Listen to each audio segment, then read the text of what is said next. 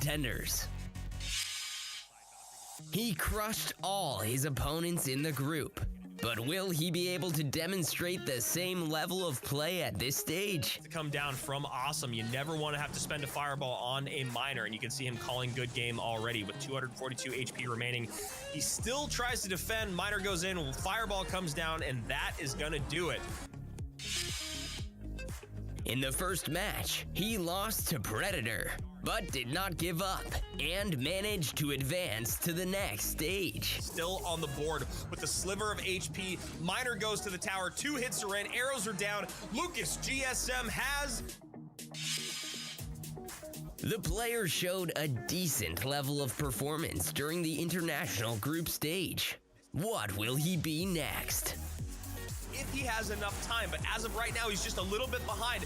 Mega Knight still there, 939, 898, 857, 775 to 535. Wow. Inthrill escaping by the skin of his teeth. Although the international group stage was not an easy walk for him, he was able to improve his level of performance and advance to the next stage. Spear Goblin's gonna get in and Belly calls good game.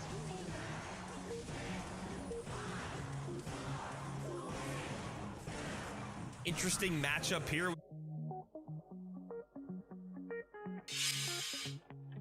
This player dealt with his opponents easily. Will someone be able to impose a fight on him at this stage? And Seok just not able to make the magic happen. He throws his hands up in the air, he shrugs his shoulders. This player showed iron will, which allowed him to win the decisive match for the next stage. To just make sure he does not allow this Royal Hogs push to come in too heavy. NATO everything back now? No, decides to stick here with just a single target DPS, take the poison damage, and now NATO's that King Tower and SB. He performed well during the international group stage, but will he have enough skill to maintain the same level of performance in the playoffs? 300 HP remains. Rocket goes in, gonna catch that Dark Goblin, needs to catch this miner here. Miner not caught by anything, log comes down, and that is going to do it. Ligan is beat in 5. In a tense struggle, he still took the victory over his opponent and made his way to the next stage. One Hive Hunter is going back to our international finals. Our second place competitor stays alive through this 5-game set, and the man from Sweden will be back in the Gamestars finals. Watch streams of the Clash Royale Gamestars League Season 2 playoffs and support your favorites in the most exciting fights of the season.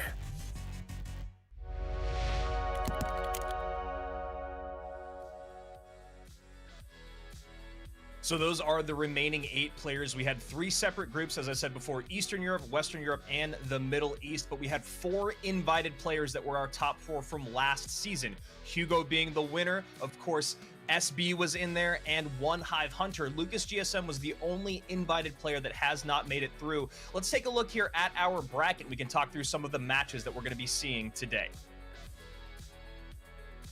Yeah, and here we go with Inthrill and SB. And Inthrill is someone that I remember last time around, we didn't really know his name, but as time has gone by since the last game starts, he's actually made a lot of appearances in different types of tournaments, and he's been doing really well in them. So this SB Inthrill match last season was a clear favorite for SB. I think we're going to have a lot more of an even matchup now.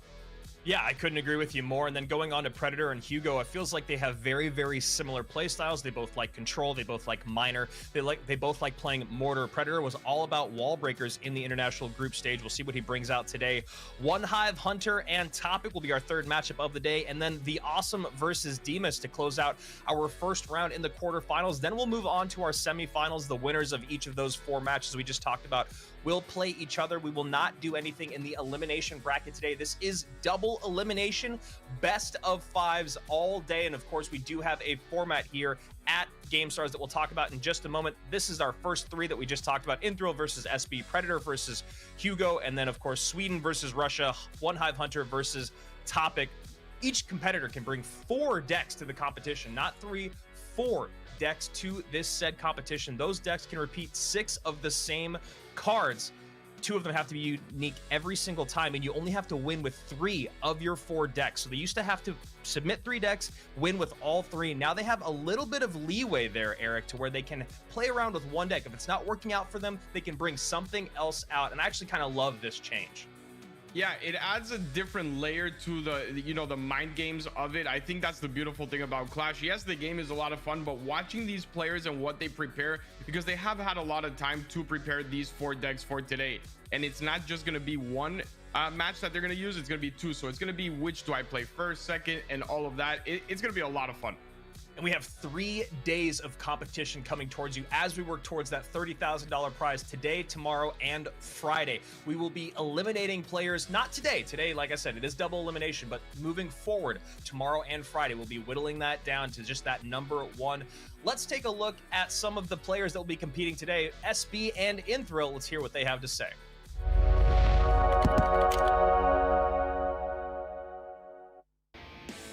Cześć, mam na imię Wiktor, mam 18 lat, w grze mam nick int125, no i mój rekord pucharków wynosi 8540. I'd like to say hi to the viewers. I am SB, with my real name being Sam Beckett. I'm 19 years old and my current trophies is around 7,000. No, w grupie było ciężko. Wydaje mi się, że miałem najcięższą grupę w ogóle z całego turnieju. Pierwszym moim przeciwnikiem był GS Aslan, bardzo dobry gracz. Udało mi się wygrać, mimo że w ostatnim meczu miał kontrę golemem. Miałem szczęście, ale też strategicznie to rozplanowałem. No i zwyciężyłem z nim 3-1. Później grałem z Hugo, czyli z zwycięzcą poprzedniego sezonu. Najlepszy gracz moim zdaniem w całym tym turnieju. No ale udało mi się wygrać 3-2. Miałem trochę szczęścia i myślę, że matchupy były po mojej stronie, zwłaszcza na jego Royale Gianta, którym za dużo nie mógł zrobić i przegrał 3 walki z rzędu. My thoughts on the group stage are that overall I could have played a lot better, I think. I got quite fortunate, definitely in both of the best of 5s that mattered, so I need to be doing a lot more practicing to be able to perform in the finals. I think the most difficult match was the last match versus in the last best of 5 versus Sasa. Golem versus Mortar was a very hard matchup, but luckily I managed to get a few lumberjack hits in the end, which gave me the win. W Clash Royale obecnie jest meta, jest to Mother Witch, najmocniejsza karta obecnie w grze.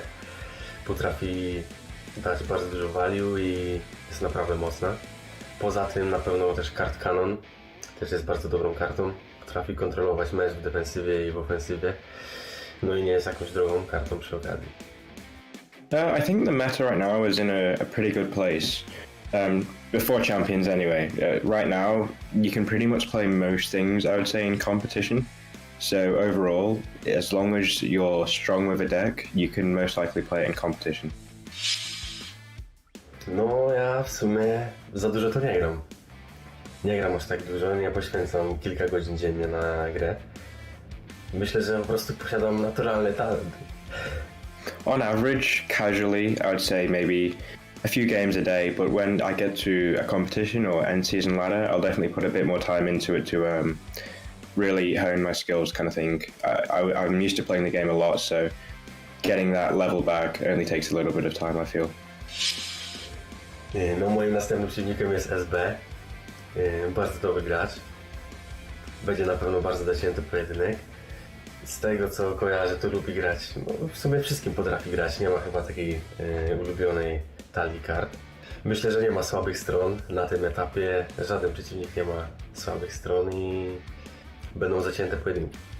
So my next opponent in the finals is Inthrill, which is quite funny because in the exact same stage of last tournament, I played Inthrill too, and I just managed to get the win. I know he plays a lot of bridge bomb decks, so I'll be looking to counter that with maybe some minor decks, so we'll see. Pozdrawiam widzów, liczę, że wszyscy polscy kibice będą mi kibicować. I'd like to say thank you to all the viewers for watching, and I hope you can support me.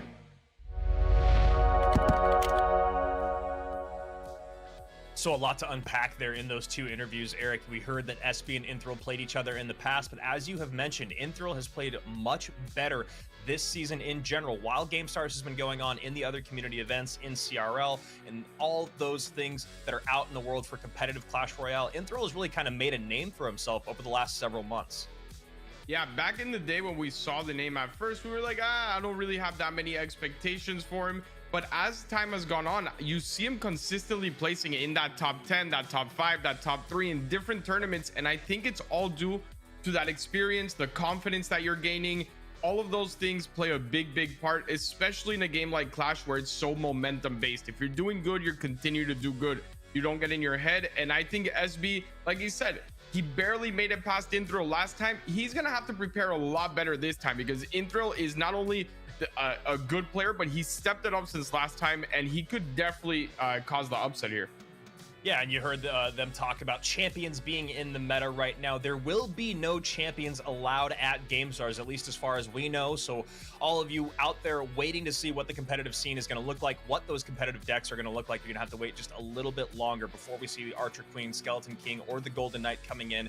It's honestly a good thing. We have more balance changes coming tomorrow, it sounds like. They're going to be a bit of a nerf to the Archer Queen, a bit of a buff to the Skeleton King. I think the Golden Knight is staying the exact same, so we don't have to worry about that. But they do need to worry about one another. When you talk about Inthril and what he did in Group B, he was in a group with Hugo, who was the winner of Season 1, Saint Belican, the former pro, or still kind of pro, and Gens Aslan, one of the most respected players out of Turkey, and Inthril worked that group. He went right through it, beating Aslan and Hugo in back-to-back sets. So this is a guy that you got to worry about. SB bottom of your screen, Inthril at the top, day one of our international finals. Let's do this thing. Yeah, and I'm really excited to see what SB is going to come out with. You saw Inthril say, look, he can play any deck, but SB was a little more sure what to expect. And it looks like he's right. He called it. He likes to use a lot of bridge spam decks, and he comes at us with the Ram Rider Ghost deck to start off the day. So SB was definitely expecting this, but can he actually adjust? And those Skellies were not in the right placement there. Yeah, you want to surround that Royal Ghost with the Skellies, get that Fire Spirit in late, and you should be able to mitigate 100% of that damage. So SB, not great on interactions to start, but it is just game one of this best of 5. Yeah, and it always happens. You know, we saw it last weekend in the LCQ, the first game of each match. You saw mistakes out of both players. It's getting in the rhythm, getting the nerves out, all the little things, and then you start seeing that perfect gameplay usually later on in the sets and as the tournament goes on. So expect a little bit of mistakes here from both players, honestly, as they get those nerves out. But right now, I really do like the deck coming out of SB. He just needs to keep his cycle in the right direction, always have that Tesla and that log for the Ram Rider, and he should be okay. Yeah, he should be good to go, especially as you get deeper into the game. He can start spell cycling or just poking and prodding with Fire Spirits and sending in Hogs to get an overspend out of his opponent. You see right there, 7 Elixir coming down for just a 4. They're going to walk into a Tesla. They could probably be stopped with a Knight, or, yeah, going to go Knight or Skellies. He goes with Knight instead, and SB in a very good position right now with the lead by about 700. Yeah, and if you're gonna spend 7 elixir on a 4 elixir card, you got to make sure that there is no damage coming in, and that Hog actually ends up getting a hit as well. Ram Rider being forced out here on the left by SB is a very smart play, not allowing that P.E.K.K.A push to be fully on the right hand side, and not even needing a Tesla. He's playing very well right now. Yeah, and that's exactly what you want to do, right? You see a P.E.K.K.A set up in the back. You want to go and attack the opposite lane, make sure your opponent can't build this big downhill push, and SB doing a very good job controlling the tempo of the game right now. Gonna have to deal with a pretty big push coming in on this left-hand side, but should be pretty easily managed. Yeah, he's gonna start getting overwhelmed if he does not, I guess, relax a little bit on the offensive. I understand why he's doing it, but he's forcing himself to defend these split lane pushes, which are getting a little bit more tough every single time as we move on in this match. Obviously, the double elixir and the accommodated cycle from Inthril will cause more issues. So he does need to be careful. At this point, you can start cycling those spells, and a P.E.K.K.A should come down here, but that is not the placement you want. Yeah, that's a really nice play there on the Knight, protecting that Hog. Hog gets a hit in, 99 HP remains, just need to get that Earthquake down, and this is going to be an easy game 1 pickup here for Inthril, doing a great job managing the tempo of this game. And while he was going on the offensive basically every single time that the Hog was back in cycle, it didn't seem that Inthril adjusted. And the other thing that you've talked about in the past, Eric, is, you know, usually when you're down in a lot of damage and you're playing a bridge spam deck like Inthrils, you'll want to cycle your P.E.K.K.A in the weaker of your 2 lanes. Do you think that was a mistake to have him cycle to the right-hand side? It kind of left that left lane open for the Hog to come in. It was for sure a mistake. He had 2 big mistakes here. One, he cycled it on that right-hand side. Like you said, you want to play it on that left-hand side, force him to go into that other lane. Obviously, here we have a replay of when the match was over. Just cycle that Earthquake, which we've seen so many times. But the other big mistake that he had was that he was always playing the Ghost in the other lane, and the Ghost alone is not a threat. You can just surround it with Skellies, you can Fire Spirit, and you never want to be forced out. It's better to take 1 Hog hit with it, just using your E-Wiz there, knowing that you don't need a reset from the E-Wiz onto anything, and having that Ghost in front of the P.E.K.K.A. We've spoken about it so many times. Yeah. That is where you'll add the pressure. No more Skellies onto the P.E.K.K.A. The Knight gets hit by the Ghost first, and it's also getting hit by the P.E.K.K.A. Just a little bit of mistakes there is what caused SB to really roll through this game. Yeah, and the other thing that Inthril would have kind of succeeded with getting that P.E.K.K.A cycled in that lane is slowing the game down, right? SB would at least have to change lanes or decide, all right, I'm going to over defend now. I'm going to set up only for defense and keep pursuing this one lane.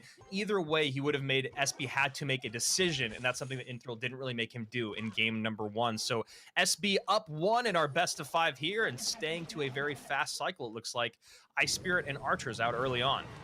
Yeah, and I was going to say we could be seeing Expo, but it no longer seems like it is. Again, this is a little bit of a different format from what we're used to throughout the year with CRL and some of the other duels format. So you can repeat 6 cards, which leaves a lot more options open when you really know the playstyle of your opponent. He's going right back to the same thing, because what did he have to do? I'm just switching the Fire Spirit for an Ice Spirit, and I'm just going to switch one other card, which is probably a Valkyrie for the Knight. And then he's good to go. I can expect bridge spam again, and I don't have anything to worry about. Yeah, Archer's also in instead of the Firecracker, and then, like he called, Valkyrie comes in instead of the Knight. So a few switches and swaps here for SB, but still basically the exact same look. And Inthril on the other side of it, not playing bridge spam, but having some pieces of a few different decks. Honestly, the Skeleton Dragons with the Mother Witch and the Cannon Cart, it's a little bit different than what you're used to seeing. Yeah, it's definitely Golem-esque, I believe, but here he's going with a Hoggy's deck, and to be honest, this push is good, but it's not really looking all that great in general. It's a little bit tough once he has the Tesla in cycle, all the elixir that he wants. Inthril wasn't 100%. I guess SB wasn't 100% sure what he was going up against, if it was Hoggies or Golem. Now that he's figured that out, it's very, very easy to just go ahead and Tesla away and really just play defensive. Yeah, I mean, he has so many great responses here. If the building is the Tesla, which it most likely is, there it is. It comes down. You got the Valkyrie there. You got the Ice Spirit. You got the Log. And then you can always create pressure with the Hog Rider, or you could just get a little bit of spell value. So we're going to see how Inthril wants to push the issue here. He's going to send in some Royal Hogs at the center of the map, and SB going to do a pretty good job cleaning up defensively. Yeah, it should be pretty easy cleanup all around. That Ice Spirit should buy him time if this Val gets one hit, which it does. I think he wasn't expecting it to get the one hit there, and that's why he played that so far back. Now he's not in the greatest of cycles. Obviously, the Earthquake is not what you want to have here, and now he's getting overwhelmed because of that Val being in the back.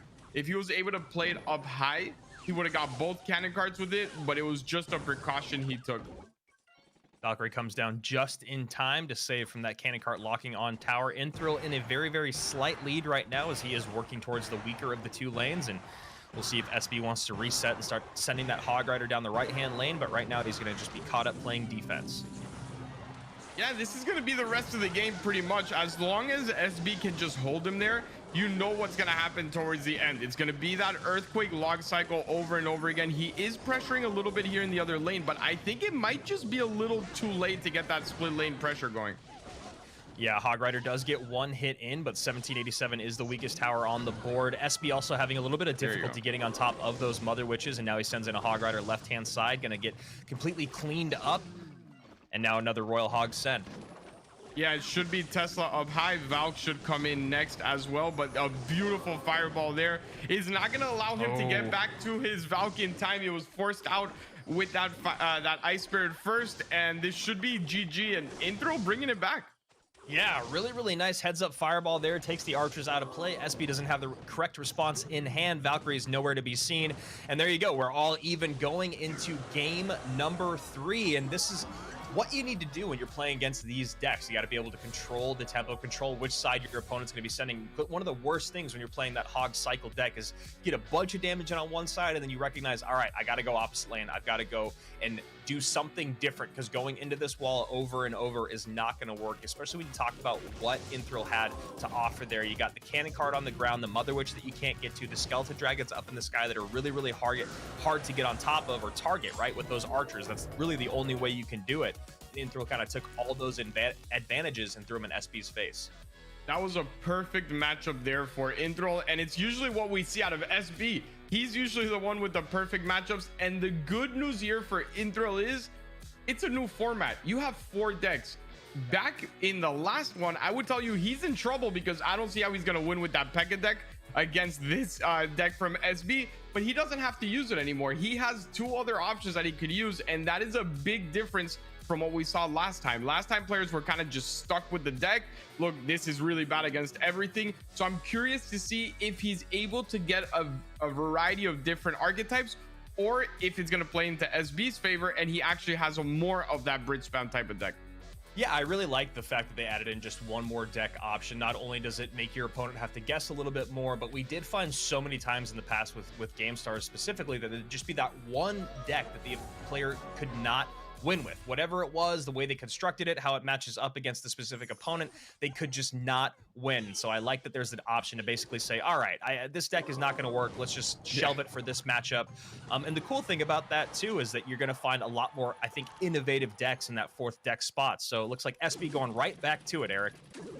Absolutely, and I like the play from him just because it is a very solid deck overall. I don't think that he's worried about matching up 2 times against a Royal Hogs type of deck. It is very odd to do that.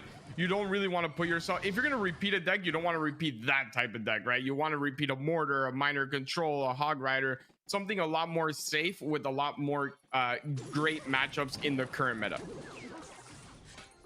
So SB goes Hog Rider 3 games in a row, and we see Inthril using that cannon card, as he talked about in that pre-game interview, as this Miner plus Bat is just doing work on that left-hand tower for SB, and that's not where you want to be in. Not out of this yet, only 800 HP down, but going down that much this early on with this Hog deck is tough. Yeah, and for everyone watching at home, if you haven't seen the update yet, I know back in the day when we used to see 2160 on a tower, we would say, oh, not too much damage. That is actually 1,000 damage. We are playing at level 11 now, so he took a beating on that tower. Yeah, that is one thing we're going to have to adjust, man, is looking at these new numbers, look at the new level 11 cards, and of course level 11 towers, and how much HP that means. And also spell cycling is going to be a lot different now. You have to get new numbers in your mind.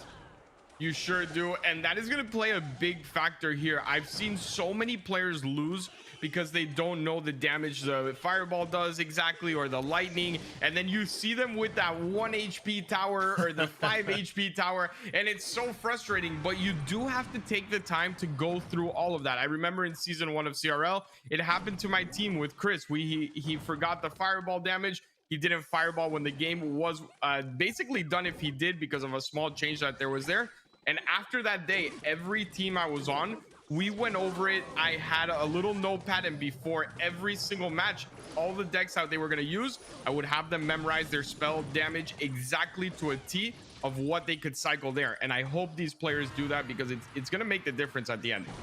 Yeah, it's probably something that a lot of them haven't thought about in a very long time, as it's been level 9 for as long as I can remember, as long as I've been calling matches. So level 11 now, gonna have to sit down with that drawing board and learn some new numbers and reset so that you can start to win those spell cycle races. You never want to leave a fireball on the table. And as we get back to this game, 27-55 to 18-24, not a whole lot of action has happened since that initial Miner Bat got on that left-hand side, but it does feel like Inthril is in a very good spot here. It seems like he's controlling the game and just cycling cannon carts wherever he'd like, as they are pretty difficult for SB to deal with.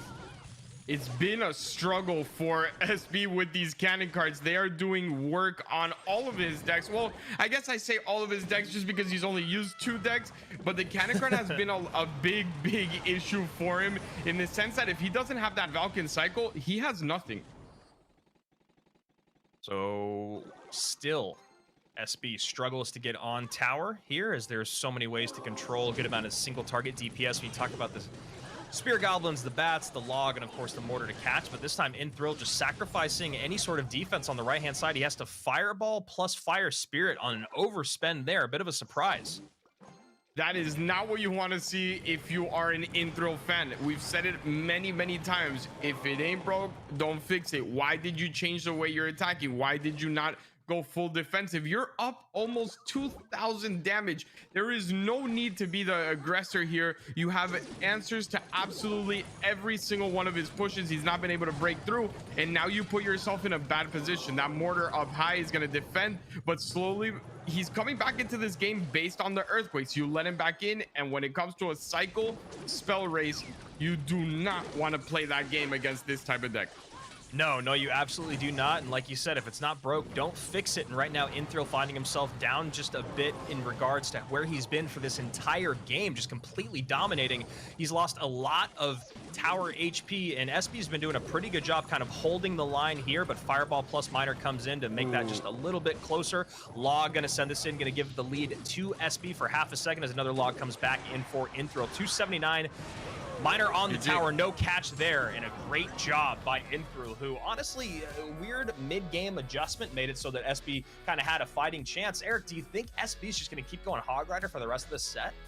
At this point, just go for it. You already risked it for 2 games. What's the worst that can happen? And I think it all came down to SB not catching a single Miner. That's really what it came down to. He would have been there. Look at the damage, 382. The last 2 Miners got a full damage a health bar, and that is over 500 damage. You would have won the game. You had to just cycle 2 more times. Unfortunately for him, when he placed that Ice Spirit, the Fireball was coming in.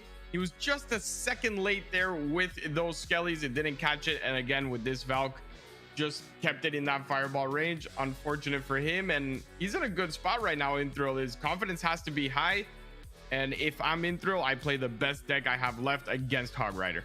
Yeah, we'll see if he decides to go back to the very first deck that we saw, which honestly doesn't match up horribly against Hog Rider. It's just not the best, but you still have P.E.K.K.A in there. You still have Ewiz. You still have ways to control and kind of, get on top of that Hog Rider. But we'll see if Inthrill decides to go to his 4th deck. For SB on the other side of it, losing 2 in a row with this same Hog Rider deck with Valkyrie, Archers, and Ice Spirit. I wonder if he changes things up here. I'd love to see him maybe play something just a little bit heavier, or maybe just a heavier win condition. Even if it was an RG cycle deck, just be nice to see something a bit different here out of SB in game number 4, as this is a, he's back up against the wall. It's not an elimination game, as it's double elimination here at Gamestars in the finals, but, he doesn't want to lose this first set. He sure doesn't, but he sure doesn't want to switch decks either. And I guess that's why these games are going so quickly, because all he has to do is request a match. And here we go. You saw Inthrill talk about Cannon Card and about Mother Witch, and he is not shying away from either of those cards. Looks like he's going back to what we saw in game number 1 here, and SB going to go back to what we saw in games 2 and 3. So we'll see what Inthrill does in regards to cycling his P.E.K.K.A to control the map this time around. I would have loved to see him play Ghost there instead of Bandit in front of that P.E.K.K.A. The Skellies would have been basically useless there. And with the Bandit, those Skellies force out a Zap, which means that that's a +1 elixir trade. And on top of that, easy defense. If Inthrill can manage to get that Ghost in front of the P.E.K.K.A and build the correct push, he will win this game. But this is what I don't like to see. Don't take the key cards out of cycle. Those are not the cycle cards you want to have. Yeah, this Ghost, the Royal Ghost, is not going to get much out of SB. This Valkyrie's going to still be very healthy as she crosses the bridge, and so this Electro Wizard will do a little bit of work. Valkyrie might get a swing in, so we'll see if Inthrill wants to do anything about that or just let this E-Wiz go down, and he does. And a good Ram Rider, that is the perfect defense for the Hog. On top of that, that placement pushes it back a little bit further and allows it to not get any hits on the tower. There's no reason to defend with the P.E.K.K.A, and now it is that time. Go ahead as soon as you reach the The problem that he's having is that he's not realizing how easy of a defense SB has against bridge spam. If you do not overpower him with a big massive push, you're never going to break through. Yeah, and exactly, I think what you were about to say there, Eric, is that he needed to set up that P.E.K.K.A in the back in the left-hand lane. Now that he was able to stop the Hog Rider, he had no way. That's the other thing about when you're playing against Hog cycle decks. Yes, they cycle really, really quickly, but you're still able to kind of keep track of that cycle. Hog Rider is the only thing you have to be worried about, right? So once Hog Rider is out of cycle, that's when you can kind of reset, set up a P.E.K.K.A in the back, and then know that you have just a little bit of time to put together these big pushes. So now Inthril is going to go both lanes here. Ram Rider on one side, P.E.K.K.A plus Mother Witch on the other with the Royal Ghost up high. Let's see if this works out. Yeah, the one thing I would love for Inthril to realize as well playing this deck, and he's doing a good job in this push, is the fact that it's okay to go everything in the same lane because there is no big spell. The Earthquake cannot actually take out any of your troops, right? So overpower that lane. You don't have to worry about a lightning, a fireball, a poison, none of that. You can go Ram Rider behind your P.E.K.K.A. And that one time that he did exactly the P.E.K.K.A in the back left that we've been talking about for a while, look how much damage he did. Yeah, an insane amount of damage there. The Mother Witch just got so much value on top of skeletons, on top of archers. Even a Valkyrie went down and turned into a piggy. So SB in a lot of trouble here, and going Hog Rider for 4 games in a row, looking like the last 3 have not paid off. And SB could be going down to our elimination bracket here as he's getting overwhelmed. I'm wondering if his last 2 decks were Hog Rider with a Knight and a Heal Spirit, and then he tried an Electro Spirit as well, possibly. I'm not too sure if he just had 4 Hog Rider decks with different spirits and just switched out a couple things, but I don't know why not change, why not try something. The good news for him is obviously his next opponent has no idea what his other 2 decks are, but this strategy was definitely a little bit questionable. Yeah, it was really surprising, right? You hear SB talk about the meta in its current state and how he thinks it's super balanced other than with champions, right? But we don't have to worry about that. This is, you know, they're not in competitive play yet. They're still getting reworked by the design team over at Supercell. There's still so much to be said about them. So what you do know, you know exactly what meta you're going to be playing in. It's the one we've been playing in for the last few weeks, the last month, right? Why on earth do you just go to the one same deck over and over? I mean, I just don't understand it. Even if Inthril did play a few bridge spam decks, I don't think that it is always going to match up 100-0 against those bridge spam decks, as we just saw here in game number 4. It did not. But also the fact that Inthril will probably play different decks out there, right? That Royal Hogs deck. So I'm not sure. Do you feel like SB needed an analyst here, a coach? Do you think he just didn't mind and he wants to play what he wants to play? I think it was just bad decision making, to be honest. I think he's a great analyst overall. We saw it last time in this competition, but what he failed to factor in my opinion, was that last time the people that repeated the same archetype over and over again, none of them made it to that final. None of them even made it to the semifinal. We saw, I believe, 3 or 4 players that came out 2 times with Mortar, or even 3 times with Mortar, 2 lava decks, all of this. They were all losing in that first and second round, and he should have taken that into consideration when choosing his strategy. Especially when we have 4 decks now. So let's take a look at that updated bracket and check in with what just happened and what we're about to see next here. SB falls to Inthril early on, and you know, SB had a pretty dang good run. He, as he was talking about in his video, he was able to beat Sasa after he was beaten by Sasa, so he got a little bit of revenge there in Group C, and he was able to take down Seok as well to stay alive and extend to that last spot in our group stage, but not able to put it together here in the first round of our quarterfinals. So he goes down to the elimination side of the bracket. He will play the loser of Predator and Hugo, 2 very, very similar play styles, and I'm excited to see those guys go head-to-head. Then we have One Hive Hunter and Topic, then The Awesome versus Demas to close out our first round here at Gamestars. Talking about what we're about to see next. Hugo was the champion of Gamestars League Season 1. We just saw him at the CRL Last Chance Qualifier where he fell to Framcito. And I gotta tell you, Eric, Hugo's loss there was pretty heartbreaking for me. The camera just stayed on him, and he just sat and stared at his phone for like a minute. And you just know he put everything on the line. He worked so hard. He's the champion of Gamestars Season 1 earlier this year, and it's just devastating to miss by just 1 game. Yeah, and on top of that, I feel like any player that we got to cast in that GameStars, we're the only casters for GameStars that have been able to do this competition. So I have a special place in my heart for all of them. I was secretly kind of rooting. I know Francito for a long time. I am a Latin American player coach, so I obviously want representation there, but I don't know what it was. I just had that little thing of like, come on, Hugo. I watched you go through all the GameStars, through all the qualifiers, and it was definitely heartbreaking. Yeah, I feel you on that one. So we're going to hop into this next set after we hear a few words from Predator and Hugo.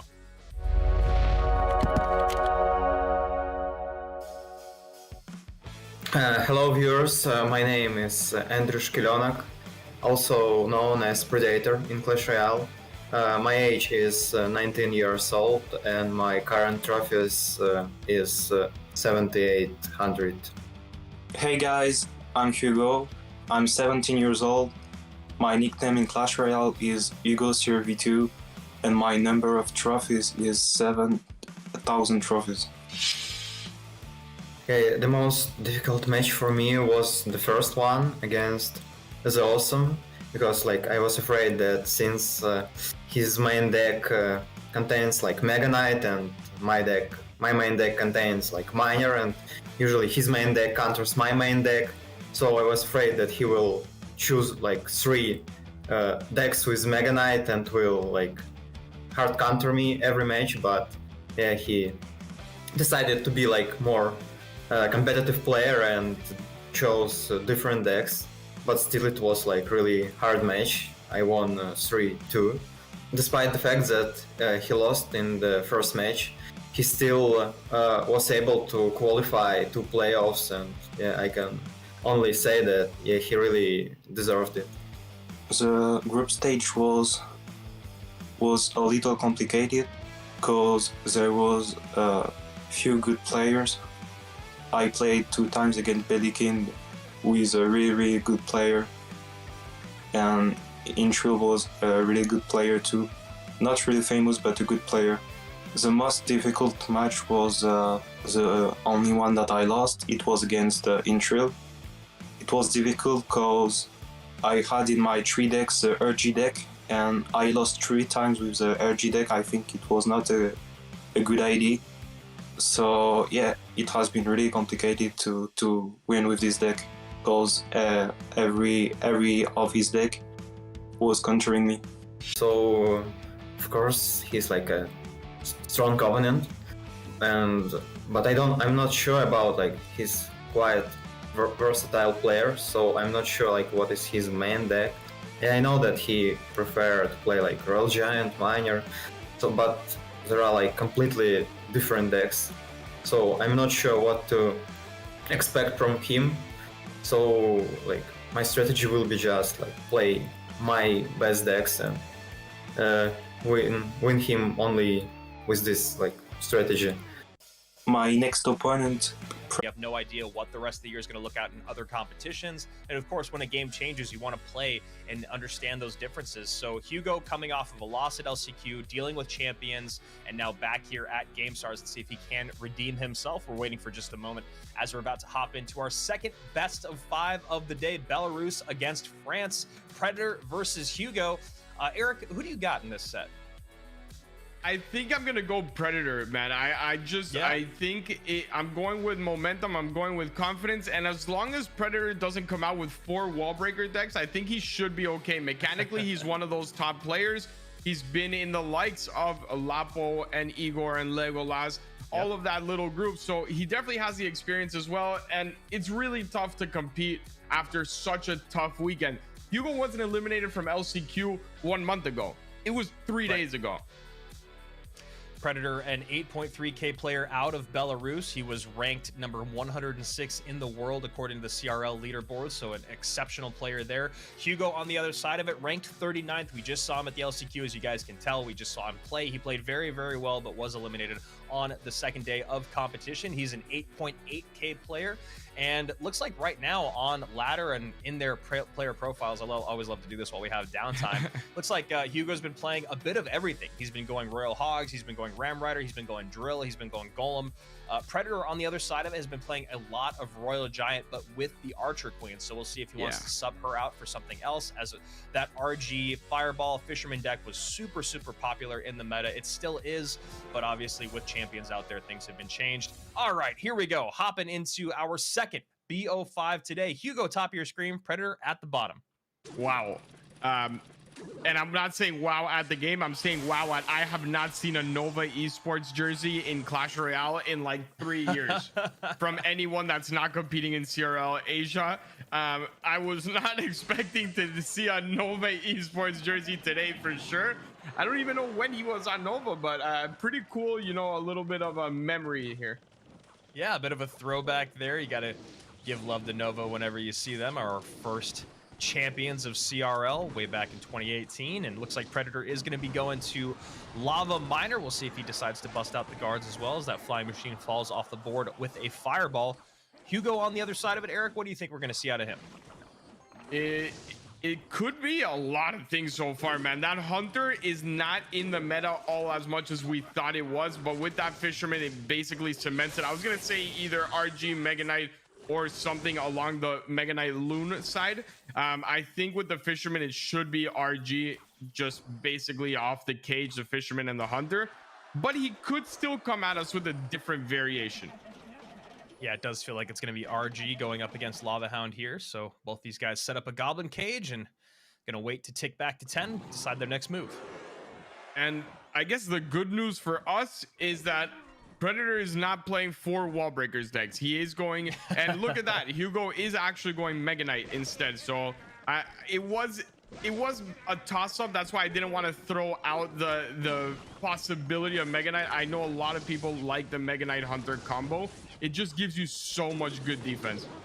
Mega Minion stays alive just with a sliver of HP. Hunter's scatter shot doesn't get on top there as arrows come down to clean up, and you see their Predator shaking his head. Oh man, not the matchup you want. Hunter, Electro Wizard, Goblin Cage, Fireball, and arrows. So many things to deal with what Predator has brought to play. And on top of that, it's Mega Knight instead of RG, which makes the defenses even harder. RG, you can just go ahead and cage in his face, and that is about it. But a full-on Mega Knight push with the Fisherman bringing back that Goblin will make it really tough for him. He does not have any solid ground defenses for something that splashes around like the Mega Knight. And like you said, if you run Lava and you see arrows, you're already worried. You see Hunter, you're kind of worried. You see Fireball, you don't love it. Now you're going up against all 3. Yeah, and you see there, E-Wiz goes on top of the flying machine, Fireball goes to everything else, and Predator's still going to get actually a little bit of damage out of this. 1898 to 1792. Hugo using all of his tools pretty well, but still giving away a good amount of damage. The only positive thing that I can say for Predator right now is the fact that he isn't running an arrow zapped version of Lava. The Fireball does give you a little bit more to work with here on taking out the Hunter and the E-Wiz and all of that. There you see the Hunter going down as well, but hey, I have arrows, so I'm not worried about it. And Mega Knight comes in just in time to catch that flying machine there, as a Mega Minion comes up to add some DPS on top of that big guy. He needs to, this is what he needs to worry about though, a little bit. I love that Miner pushing that back because that Graveyard is not going to get tanked for, but he does need to be worried more about the fact that, oh, yeah, that's rough. About the fact that you can't put the Mega Minion up high knowing there's a Hunter. Yeah, exactly. That Mega Minion up high to get on top of the MK was the bit of the overspend there. The Miner with the fancy footwork still would have worked out, and then you could have maybe used the rest of that elixir to play some defense. As you saw, the guards came down to catch the skeletons coming out of the graveyard, but nothing in the tank to catch the MK as it leaps to tower. 501 remains in what feels like a game lost here for Predator, or a game won for Hugo, just depending on who you're rooting for. Yeah, and this is big for Hugo. If he can gain his confidence moving on in this bracket, he is probably the favorite to win it all again. He's had the most successful year out of anyone still standing here, and it's all about that. If he can come out with a strong 3-0, 3-1, he can become a very scary player to have in your bracket. Yeah, I mean, not only did Hugo play this really well, Eric, you got to give him credit for some incredible analysis when you talk about this deck that he's about to win with. He doesn't need to play it again. Yes, Predator can go back to the deck that we're seeing at the bottom of your screen here, but the fact that he has all of this kind of put together to go right up against the Lava Hound deck worked out great for him in game number 1, calling his opponent's number. Yeah, and this is game over right here. I applaud Predator for never giving up, but after that one push, it was already game over. There was no shot that he was ever going to get enough damage to bring that game back, no matter what happens. If it was a Lava Loon deck, I would tell you, yeah, maybe with that Loon, he would be able to get in some one hit of that Loon, bring it back. But without that, not only is he down in matchup, he's also down in spell damage.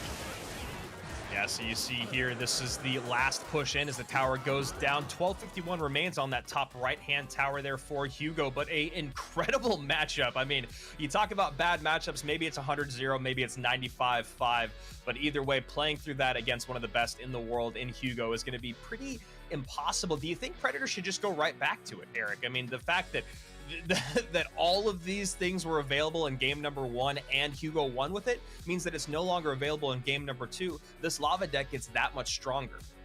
I think the odds of you ever going up against a deck that has Arrows, Fireball, Hunter, and Ewiz are so low that I'm okay with him repeating that deck. Go for it if you want. Not only that, but you matched up against the worst win condition that you can running a deck like this with that Mega Knight graveyard. It is so tough to defend. The guards will never be able to defend that Mega Knight.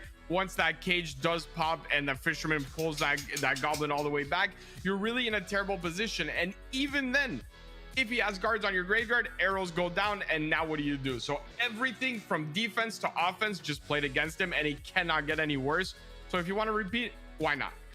Yeah, I agree. I think it's good. It'd be crazy if Hugo then came out with an RG deck with all of those same responses in them. But like you said, even if that were the case, Predator would be able to control it just a little bit better with that Goblin Cage. We saw him truly struggle with the graveyard on the back end, like you said, with those arrows coming down. But that was the luxury of the deck that Hugo brought out, right? He could get on top of the Flying Machine with the Hunter or the Ewiz or the Fireball, or he could just ignore it and let it get to tower and then drop an MK to tank for it and let the tower take it down. So every option available for Hugo as we get into game number 2. Predator going back to the well. And I don't know if I love this decision in the sense that this might be exactly what Hugo was expecting, right? You say, okay, he plays wall breakers, everyone knows it. Hugo knows it. He lost with the lava. What am I expecting him to come out with? And it seems like Hugo's taking a page out of the book of Predator. The only difference is Predator does not have Hunter, Ewiz, arrows, and Fireball. Yeah, it looks like Hugo is going to go to the skies here. And while this matchup isn't completely lost by any means, it is a pretty difficult matchup for, especially when you see arrows come into play. That's going to make it a lot more difficult. But when you talk about these wall breakers decks being able to deal with attacks in the skies, it can be very, very tough to get enough single target DPS in on those lavas without the spells taking all of your air attacking units out of play. All the while, you're still trying to create offense in the opposite lane. So here we go. Predator creating offense in the opposite lane. E-Drag comes down to deal with all those swarmy units. And man, Hugo's analysis today has been nails, Eric. Yeah, somehow that one Spear Goblin was like, no, I'm not going down to that. I'm not going down at all. There is no shot. But the arrows are also really good on offense. Watch as the late game comes into play. You're going to see a Spear Goblin's bats defense most likely. And all of that can get dealt with one set of arrows. So yes, a lot of damage is being dealt right now by Predator. But it's all going to be down to, can you prevent him from doing that one massive push? Because if it goes into a 2-tower game, there is no way Predator wins this. Yeah, and you talk about that massive push coming in from Hugo. If he does have that Electro Dragon behind the lava, then it becomes even more difficult to figure out where to place those swarm units, right? You can't place them up high because of the E-Drag. You don't want to have them all lumped up together because of the arrows. And that's probably what Hugo is looking for here as he sets up in the right-hand lane, E-Dragon in the back. And I like this lane switch here just so that you can play the counter. And that is a very risky Fireball. He can go Lava Flying Machine right now in front of all of this. I'm not sure if he's going to do it or not. Yes, he does. And that, my friend, was a very risky play. Yeah, great call by you. He does just that, Eric. Lava Flying Machine. Another Fireball back in cycle, but we have a Miner on the tower, and we see arrows come down a little bit late or on top of nothing here. I mean, looking for maybe some of those swarm units, but none come out. Valkyrie does a good job cleaning things up, and Hugo all of a sudden finding himself in a pretty bad spot, all things considered.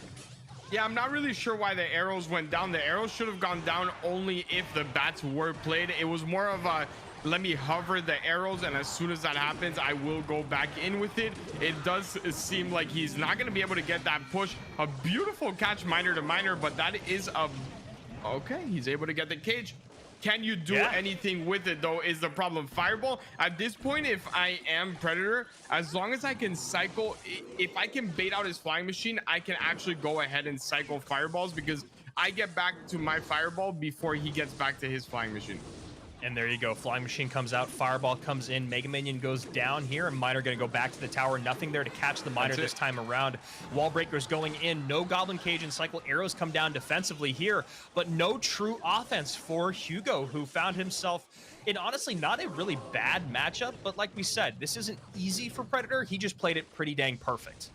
I'm a little bit curious to know why the decision making behind Hugo's deck here on why they aren't going to a Lava Loon type of deck.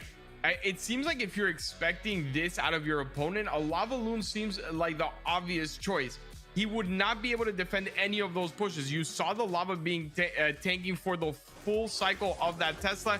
You add in a Loon to that and it is a guaranteed win. So if his analysis was I'm gonna go up against this deck, I'm very curious why this lava deck was the one chosen. Yeah, and that's something that you actually talked about this last weekend, Eric. You were saying that you think most lava decks, I mean, obviously Lava Miner Guards is really popular right now, but do you believe that the Lava Loon Miner deck is the current strongest kind of air deck out there, or you still think it's Lava Miner Guards? I think it is Lava Loon is the way to go in the current meta. Obviously, as long as you're not playing ladder. Ladder has the champions right now, and that is a big factor in what is being played. You saw it as well there. And I just really would go ahead and use Lava Loon if you're going to focus on anything. Yeah, and if it were Lava Loon, that would have been very, very difficult for Predator to play any defense against the air units. The arrows would have been more impactful because bats and spear goblins would have been forced out by Hugo to get on top of that balloon for Predator. So here we go, going into game number 3. Each player has gone to the skies in our first 2 games, and both of them have found very, very little success. So we'll see if they decide to shelve those for the rest of this best of 5, or if they want to bring them back out moving forward. We're all tied up here going into game number 3. Yeah, I'm excited to see what they come out with. We already know both of them have a lava deck. Will they actually be able to win with either one of those lava decks? I think that's going to be the key factor on who takes it. Maybe we even see a lava mirror match. It's not an exact, I believe, copy of the deck, but it's basically the same type of lava deck, both of them with guards, miner. I think the only difference is that Electro Dragon. Yeah, it looks like Hugo had the Electro Dragon in there, whereas we saw Skeleton Dragons out of Predator in game number 1. So could be a very interesting matchup when you talk about those 2 lavas going against each other, but also maybe something they want to avoid, something that you've talked about a lot in the past, Eric, is lava mirror matchups rely a lot on starting hand, and that's something that you cannot control. Especially when neither of them have Infernal Dragons. Infernal Dragons is what bails you out when you do not have that lava first play. If you don't have the actual Infernal Dragon available to you, that is where things get really, really tricky. But Predator's gonna definitely be going back to this lava, I guess, with the Skelly Dragons, unless he's running some type of Hoggies deck, which that miner tells us he is not. And it looks like we are going to be doing a battle in the skies here. We sure are. As lava comes down for Hugo. Yeah, and the lava was definitely in Hugo's hand, but not in Predator's hand. And he's actually running a different lava deck. Yeah. So he has two different lava decks. deck. And so you were just talking about the impact of the Inferno Dragon. We're seeing it in practice right now. Just sizzles right through that. Mega Minion plus Flying Machine on the other side of the board. Going to do a good job for Predator as he has a decent sized counter push coming in. We'll see how Hugo wants to deal with that. It's going to be a fireball. And 0 damage coming in from that as well. So the Inferno Dragon, like I was talking about, is a complete game changer. Even if Hugo wants to play more defensive, he can. He's actually going very, very offensive here, Predator. And it's because of the simple fact that he knows he cannot just go straight lava into lava. He will lose that push every single time without that Inferno Dragon. So he's just maybe going to cycle miners, get that lava in as more of a defensive than an offensive type of play. Interesting. So Predator going to have to maybe rely on Miner Cycle to win this game, as in the skies, he's definitely the weaker of the two forces. And Hugo right now just going to take a lot of that Miner damage and maybe think about setting up a Lava in the back. Yeah, and that is actually a really good play out of Hugo here. For him to submit this type of deck, it's pretty crazy, because if you could make a deck that's not pre-submitted to go up against the Lava deck that Predator has, this is a really good option. You decided to go Baby Dragon instead of that Electro Dragon to take care of the Skelly. You added Inferno Dragons. It seems like he was somehow expecting this to go down. I'm not sure how he did it. Really great Fireball there from Hugo. Fireball plus Zap takes out the Flying Machine and the Mega Minion. So we can see Predator taking a good amount of damage from that as this Inferno stays on the board. Another one cycled in the back here. Hugo doing a really, really great job here with, again, a very favorable matchup. It's been matchup for Hugo so far. Obviously, he's been playing well, but this is the perfect adjustment, the perfect deck when you're going Lava against Lava. This is about as good of a matchup you can get in a mirror archetype I've ever seen in general. You just have a counter to absolutely everything they have. You have that Fireball, you have the Zap to take care of that Mega Minion as well if you need to comboed with that Fireball, and he has no reset for your Inferno Dragon. And there you go, a nice high Lava from Hugo to catch those ensuing units in the Mega Minion, Flying Machine, and those Skeleton Dragons. Good Fireball value on the board here if Hugo wants to take it, but doesn't even need to at the moment as a Fireball comes out from his opponent. And at this point, he's just, you know what? You want to get my Lava down? I don't really need it. All I'm going to do is Miner over here. I have Fireball and Zap as well. And that is a GG well played from Hugo. And honestly, this could have been a 3-0. Yeah, I mean, this is a really, really fascinating set back and forth between these guys. When you talk about the level of skill in their play, it seems very unmatched just because of matchup conversations. Every single one of these games that we've seen Hugo win, it's because of obviously good plays, but the matchups have been so favorable for him. Whereas in game number 2, when we saw Predator win, it almost felt like Predator played through a bit of a tough matchup. Yeah, he sure did, and he's been going through it right now. That Lava deck is not the best Lava deck I've seen. I'm going to be 100% honest with you. Whenever I see Skelly Dragons, I also like to see the Loon, just because you can actually push the Loon forward a little bit quicker. It makes a lot more sense. Right now, it's just pressure that you can't really use to your abilities, and you can't really use for, I guess, a game advantage when everything could just get fireballed. And if you can't hold off on one to do the other, because you need the full push, not having the Loon. So as long as Hugo has Fireball, I don't see Predator ever winning with this deck. Yeah, so we'll see if Predator decides to change things up, maybe go back to the ground, go back to something fast cycle. We saw him succeed with that in the group stage. We saw him succeed with it earlier today. And even though it felt like Hugo probably had a good matchup in that game, or maybe it was a tough one for Predator to play through, he did just that. So Predator, I think, needs to go back to what he's best at here. We haven't seen him play a lot of Lava in the past, and so far we've seen today, it is not paying off for him. It sure isn't, and I'm sure he has another Wall Breakers deck somewhere hidden in those 4, or at least a Mortar deck. A Mortar deck, you will be able to go ahead and get a little bit more value. The only thing he has to worry about right now is the fact that this was one of 2 Lava decks. He could come back at you with another Lava deck, and so far the matchups have been good for him. If your Mortar deck is not great against air, you can have Mortar decks that are the best Lava counters, and you could have some that there is no shot you're beating Lava. So it all depends what variation he has. If your Mortar deck is not good against it, you might want to stay away.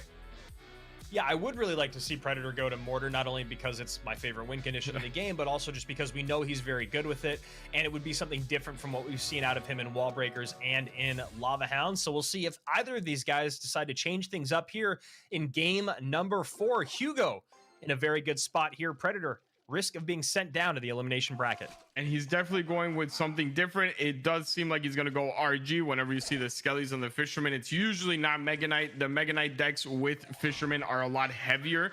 They usually tend to have that E-Wiz and that Hunter. So we are probably going to see RG versus a Lava yet again. Here we go. And I'm not sure, but I believe he does have Cage in the Lava deck. Yeah.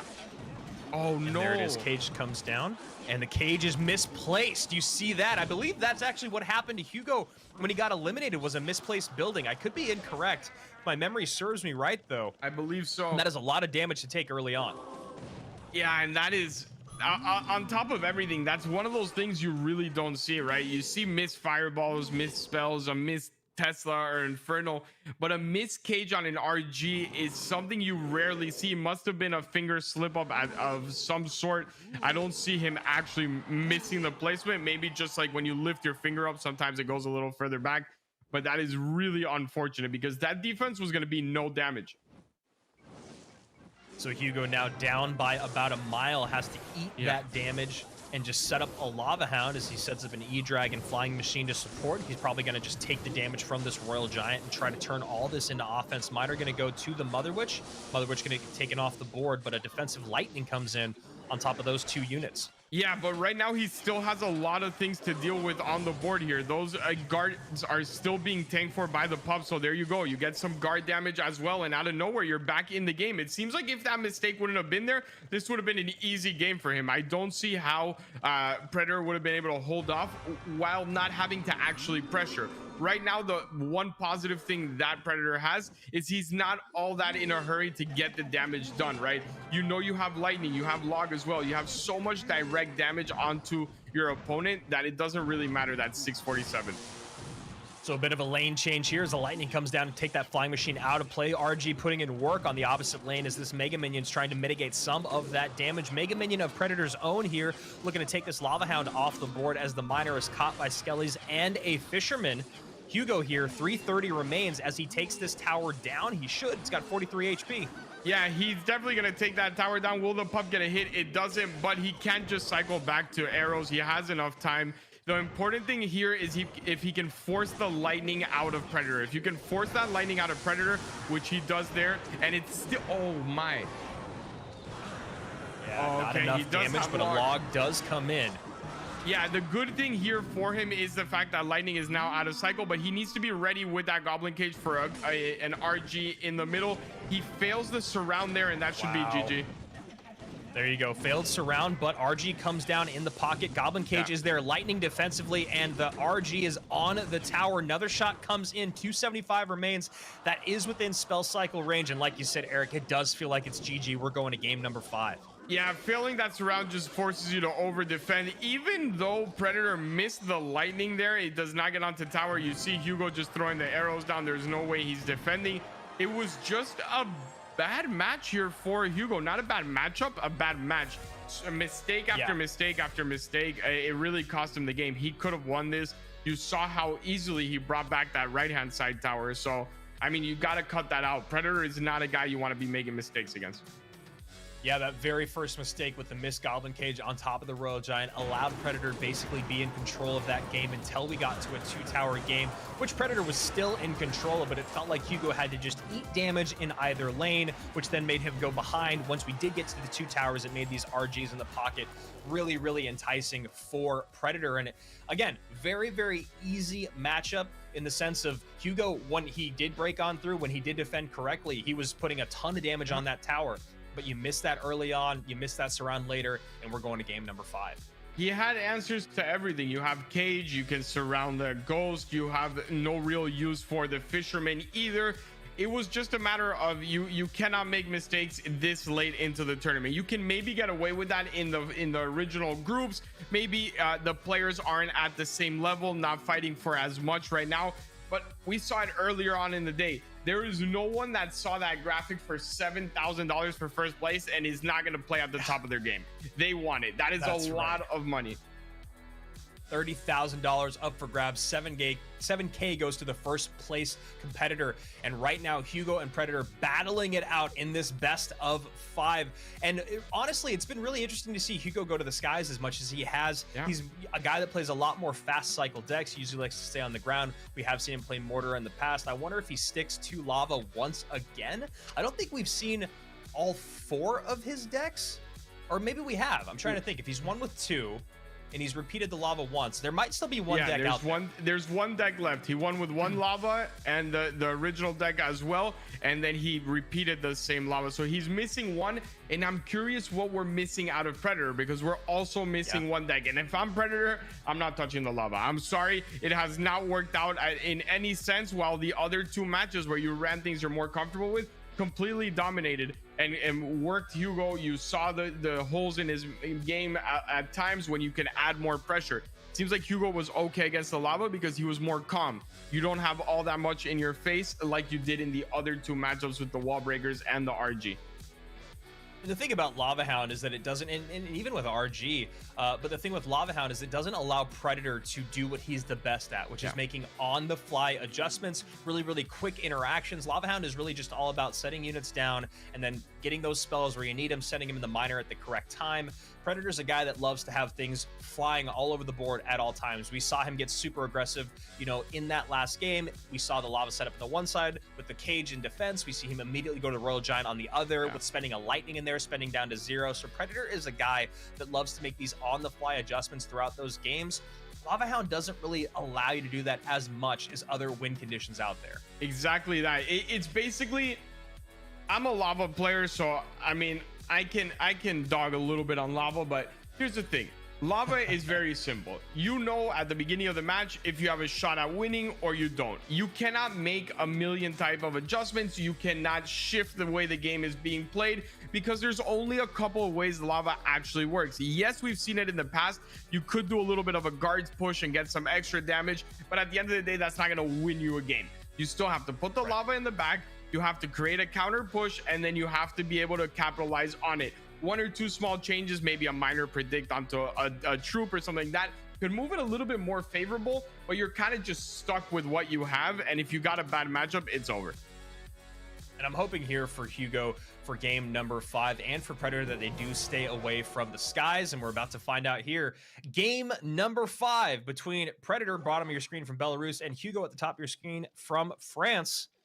Predator going to cycle Skellies early on. Maybe he does have another RG deck in his arsenal. And no, he goes with a Royal Delivery. So Hugo hoping that he's not going to the skies, and he is. Uh-oh.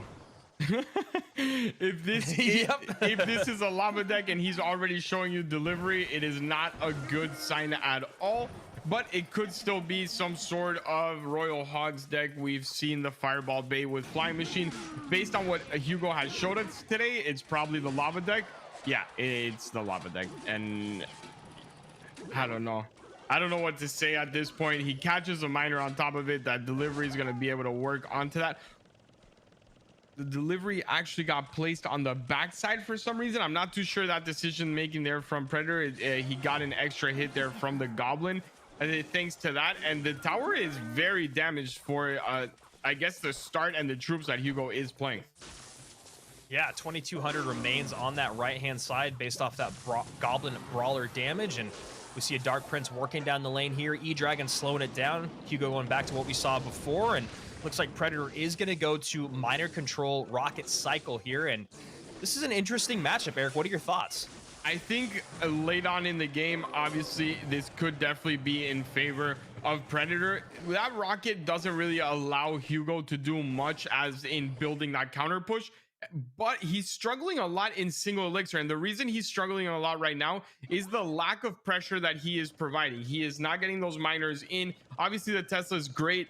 Let him get that counter push in, and then you wipe everything out with that rocket. But Hugo's also a really smart player, and look at what he's doing. He's playing this like a miner cycle deck.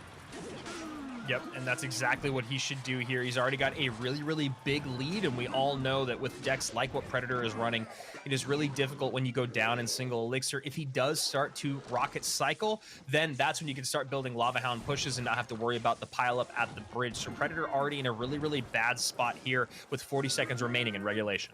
Yeah, this it couldn't be worse right now. I'm gonna be really frank with you. It really does not get any worse as far as damage goes. That those arrows were a little bit greedy there, I guess, from Hugo, but it doesn't really matter right now. He's gonna have to delivery this on top, but the miner gonna get a couple more chip shots, and as long as he can just keep this pace. Look at even the right hand side now down to 1,000. King Tower activated, but it might just be a little too late. Yeah, King Tower is now activated for Predator, which is going to help with that minor damage coming in from Hugo. But like you said, Eric, it does feel like it's a little bit too late. Only 746 remains on that left-hand side as Hugo can just kind of set up these lavas in the lane and just kind of see what happens. Maybe send in a miner, maybe not. Maybe the lava gets some chip damage, but Predator always has to spend an arm and a leg to defend, right? You see the rocket coming out on top of the lava, plus the flying machine. You have to cycle the Tesla in this lane. I would have loved for him to, you know, maybe wait a little bit more on the rocket, try and get more than just the flying machine. Beautiful set of arrows there to take the Tesla down, and that is gonna be it. Hugo is moving on. Predator a little bit disappointed with himself there. The only thing that was really tough for Predator, in my opinion, other than the rocket being his spell, is the fact that he did not have anything to take out those guards from the miner, which is the best card you can have when it comes to tanking for that miner and actually catching it. So looking at what Hugo does, he goes back to Lava Hound 4 games in a row. Different versions, mind you, but 4 games in a row after picking up game number 1 with MK Graveyard and an exceptional matchup there against Lava Hound. So Predator in a really interesting set. We did see Predator try to do different stuff. You saw there in that final game, it kind of matches up okay against Lava when you talk about the E-Spirit, when you talk about the delivery and the Tesla. But as you were saying, as the game went on, it just felt farther and farther because of all that damage that Predator allowed in single. Yeah, it's when you get over 1,500, 2,000 damage and you're playing Lava, you don't really care what happens anymore. Like usually you're put in a position where, okay, I can take some chip damage early on from my opponent to start getting lavas down, and then that evens out the game a little bit. But on this side, it was so far apart that Hugo really didn't even care to catch those miners. He was just really free to play lava whenever he wanted. Obviously, the fact that there was no wall breakers does help out a lot. And there you see our next, well, you see first our semifinal match is set up. It's looking nice with Inthril and Hugo. And if I'm not mistaken, Inthril beat Hugo in the groups. That is 100% correct. Hugo looking for revenge in our upper bracket semifinals, but still 2 more matches to be had here at quarters between One Hive Hunter from Sweden and Topic from Russia, and then the Awesome and Demas going to be our 4th best of 5 today, and we will be seeing those next 2 sets that you're seeing. So we will see Inthril versus Hugo, and we will be seeing the 2 winners face off of this lower part of the bracket, but still very much Clash Royale left to be played. They're all BO5s, and we've seen 2 of them go down already, one of them going the distance, but now we are on to our next set, our next 2 competitors in One Hive Hunter and Topic. Topic was a dominant player in our group stage. One Hive Hunter was the invited player who was able to make it on through, but Topic really did look indestructible in that last set. Let's take a minute to meet our 2 players here in One Hive Hunter and Topic.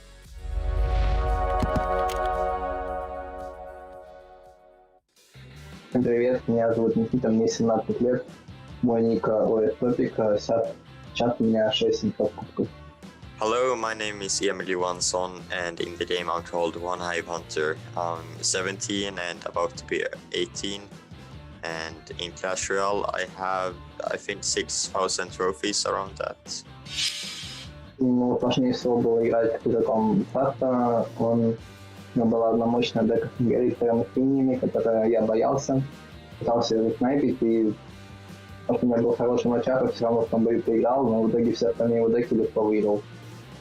Довольно легкая была групповая стадия, наверное, дальше будет сложнее.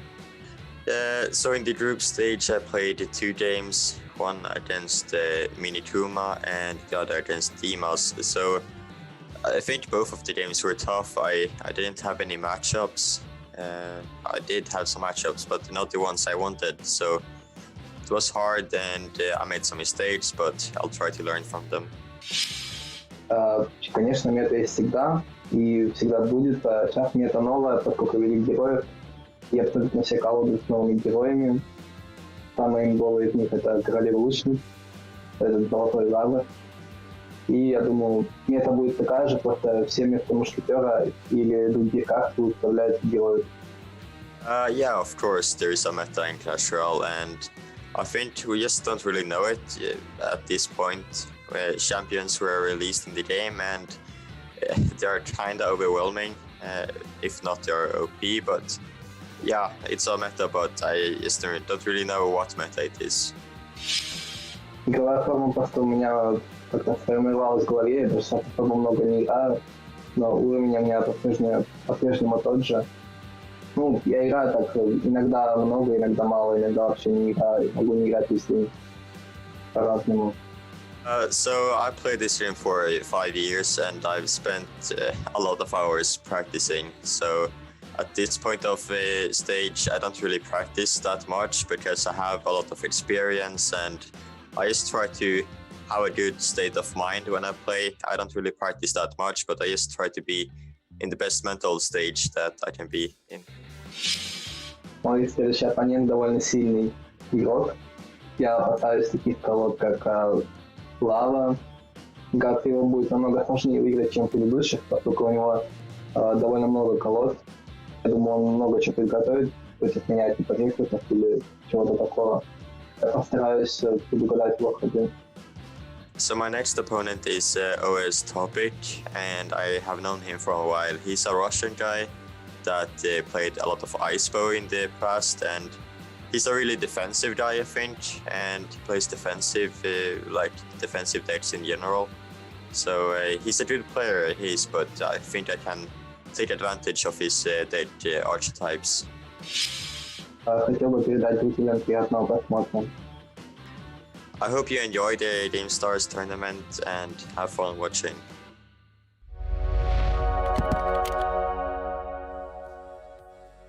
So it was One Hive Hunter who fell to Demas in our group stage, but was able to stay alive in our decider day of matches. So a potential opportunity for a rematch there, as we are seeing in our first matchup between Inthrill and Hugo in our semifinals. But first, here between Topic and One Hive Hunter, Eric, one from Russia, one from Sweden, two pretty different archetypes, but they've both been in the, or two different archetype playstyles, but they've been in the space for a very long time. What are your thoughts going into this matchup?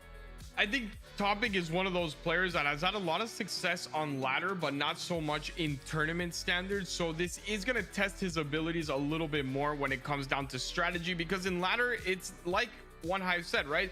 He plays his deck. He's really good with it. He knows exactly how to beat those other top ladder meta decks, and that is about it. You don't really have to do anything else. But now that you're coming into a tournament, you're going up against people that have analysts, that have a lot of experience. So I want to see how he does moving into this stage. One Hive Hunter had one of the best matchups you can talk about in general in the last Gamestars that we watched. He was getting 100 zeros all over the place, and he had time to prepare for Topic. So I want to see if Topic really gets out of his shell here, shows us something completely different, and catches One Hive off guard. Yeah, One Hive Hunter did finish in second place in our last season of Gamestars League, where he fell to Hugo. So, a lot of revenge out there for One Hive, whether it's with Demas or whether it is with Hugo, who are all right here next to him on this bracket. But it is going to be him and Topic going head-to-head right now. Topic from Russia, an 8.3K ladder player. He is a exceptional guy, but like you said, it is all ladder. And what the conversation was earlier today and this last weekend at LCQ was it was all about matchups. And one thing we saw was a lot of guys not playing what they normally go to, especially in that last set there with Hugo playing basically nothing but Lava Hound. Yeah, exactly that. And I guess One Hive was inspired by what he saw in the last match because he's going straight to Lava, and Topic going to something I guess that you can expect out of the Russian players that we know in this game. It seems like most of them are very comfortable playing these cycle decks, whether it's practicing against each other or I don't know exactly what it is, but they're mainly really, really good cycle players. Obviously, when you do focus on something like Expo, you learn to really focus on the cycle of your opponent, really always understand what's going on in the match, which lends itself really nicely to these types of decks as well. So here we go. Tesla up high, going to help with those lava pups. So a couple of them are going to get on top of the tower. So a Fire Spirit has to come down and stop the bleeding there for Topic, who's down by about 800 HP early on and already looking like he's in a bit of a tough spot matchup-wise when you talk about what he has to get on top of those area units. But we'll see what he does with that Tesla and what he does with that Royal Delivery as we move forward. Obviously, the Royal Delivery will be great once the pups come out, but it's what you can do to mitigate the damage until those pups actually come out, because that flying machine is very difficult to deal with if you don't have a fireball or if you don't have a poison either. The Spear Goblins will probably get taken out here. There's no way he's running this deck without either fireball, arrows, or zap. there are the arrows, so spear goblins are now gone as well. And we see that royal delivery come down. Does help with the flying machine, but the pups are alive, and they're going to get just a little bit of damage on this tower. Oh, no, never mind. Nice defense there. Nice kiting. So Topic was our 281st ranked competitor in CRL this season, and one Hive Hunter on the other side of that. Give you the numbers in just one moment as we build this push here in the left-hand lane. Yeah, I'll wait on you to do the numbers because I lose myself in Royale API. I've been out of the game for so long that I don't even like to check my stats or anyone's stats anymore. I just feel bad about where I was and where I am now. I kind of just stay off of it at this point. But yeah, this is a really tough matchup. Obviously, he did use the arrows there a little bit too early. You want to get those spear goblins always with the arrows. And even though he had a good defense, he still took 400 or 500 damage on that push.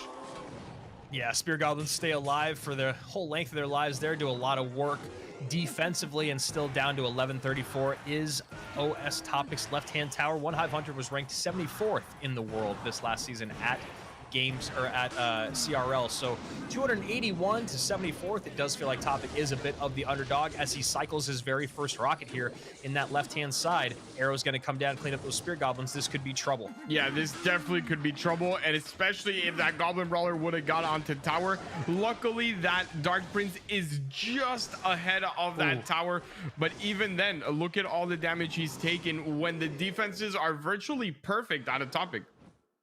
Yeah, that's a really good point that you make there. It feels like this is really, really tough because the fact that Topic is defending these pushes, you know, is about as best as he can and still taking a ton of damage and not being able to create any offense. That's the other big part of it, right? Is that, you know, you are getting the one unit to run away based off of a kite on some of the units behind the Lava Hound, but you're never really creating real offense. So down to 186, it's just a matter of time now at this point as those guards do get on tower and one Hive Hunter takes game number one.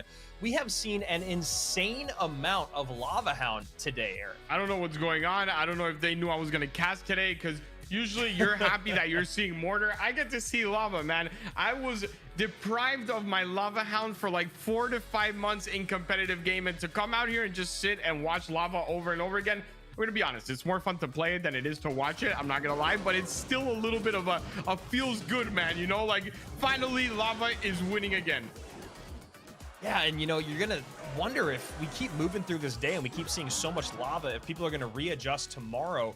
But that's the thing, is people can change their decks if they want when they come to the competition tomorrow. And usually if one archetype dominates a day of competition, when a competition takes a couple days, that next day it doesn't show up even half as much. So the fact that we're seeing so much Lava Hound early on in our first day of finals, maybe we won't see any at all moving forward, or maybe it's something that the competitors need to kind of plan against. Maybe we need to see more arrows, more royal deliveries, more hunters in the mix, at least for this week of GameStars. We're definitely seeing a different type of Lava than we did last GameStars, where it was a very aggressive Lava. I apologize, I forgot his name, but it was just Lava Loon on the bridge. Yeah, Abdullah Ahmad. Yeah, Abdullah Ahmad, just straightforward and no defense at all. This time around, it is a very different Lava. It is without the Loon. It is a little bit more strategic. You can't just go full on the bridge. But like you said, usually a meta develops within the tournaments. You have the meta overall in the game, but when tournaments have different rules, like this one has that duels format adjusted to where you can repeat cards,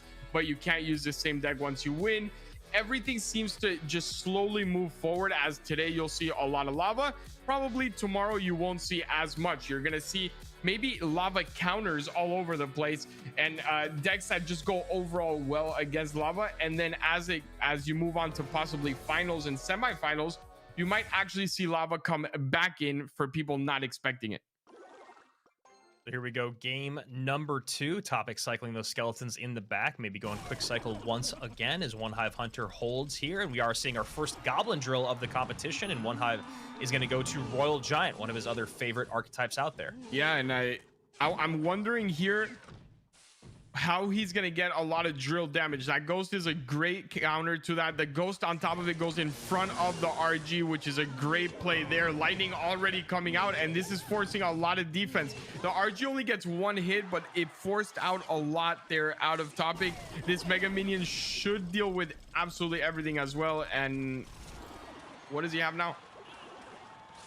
He goes back Nothing. to, no, he needs to play one more Yeah. card before Royal Ghost comes down. So he just eats the damage and then logs it away. So nice recognition there by Topic, who has about a 26 HP lead here on the left-hand side. So yeah, this time around, Topic at least has a chance, which is a good news. You know, last time it was basically 100-0. One Hive Hunter really going through the same motions that he did last Gamestars, where he had great matchups all around.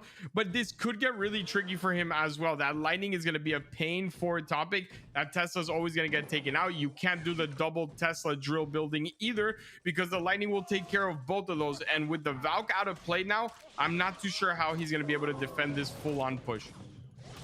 Yeah, and if you are going to end up using both of those buildings, if you do Tesla and then you cycle Goblin Drill late, then you really have no way to get on offense. And so Topic finding himself in a bit of a tough spot right now. We'll see how he wants to take this deck that he has, this Goblin Drill deck, and turn it into some offense against this RG deck with Lightning. And Lightning is everywhere right now, not just because of the champions, because obviously they're not available, but the RG Lightning was starting to come back even beforehand in the competitive meta. Yeah, the champions definitely brought back the lightning, and like you said, you can't use it, but once it starts to really get back into the game, even if champions aren't available, people are more accustomed to using it. They're more willing to use it, I guess, than they were before. And it does give you a lot of favorable matches, which with what we've seen, a lot of people running those Teslas, those Cage. The prevalent buildings right now are very bad against lightning. Yeah, incredibly susceptible to lightning, and there we see lightning does come down. Goblin Drill has to come out defensively here as a log comes in, but a log from One Hive Hunter as well allows that RG to not get a shot, but log chip damage does come in, and Topic spending an arm and a leg to make sure nothing gets on his tower. Now down in Elixir, One Hive can reset his push on this left-hand side, and Topic has given up his offensive cycle. He definitely has, and that RG in the back right, actually a really nice play. I guess Topic was expecting it to go in the left just because the damage was there, the ghost was there, but he actually plays it on the right, which is able to catch that drill, take it out before it does any damage to it. And a decent NATO there, just not really getting as much value as you would expect from it. And that, oh, this is not looking good. If he can get back to a lightning here in time, which he's not going to, he's just gonna go ahead and defend. I would have loved to see a full-on push. I don't know about you. Yeah, it would have been interesting to see that big push come in and maybe just use the Electro Spirit to help mitigate some of the damage from the Goblins, min-max a little bit, get that lightning in and try to take the game here, but instead One Hive Hunter takes a little bit of damage on the left-hand side and gets in a good amount of damage on both sides of the board here. 1627 and 1971 for Topic's two towers. Yeah, and now this is where Topic is put in a really bad position, because you can't stop attacking, but he's gonna start playing these dual lane pressure pushes. Both of your towers are down to pretty much the same. A nice fireball there just to get that out, which means you can't actually use your skellies on defense. For as long as that Mother Witch is up, you can never skelly on defense, because then it really does turn into an unstoppable push.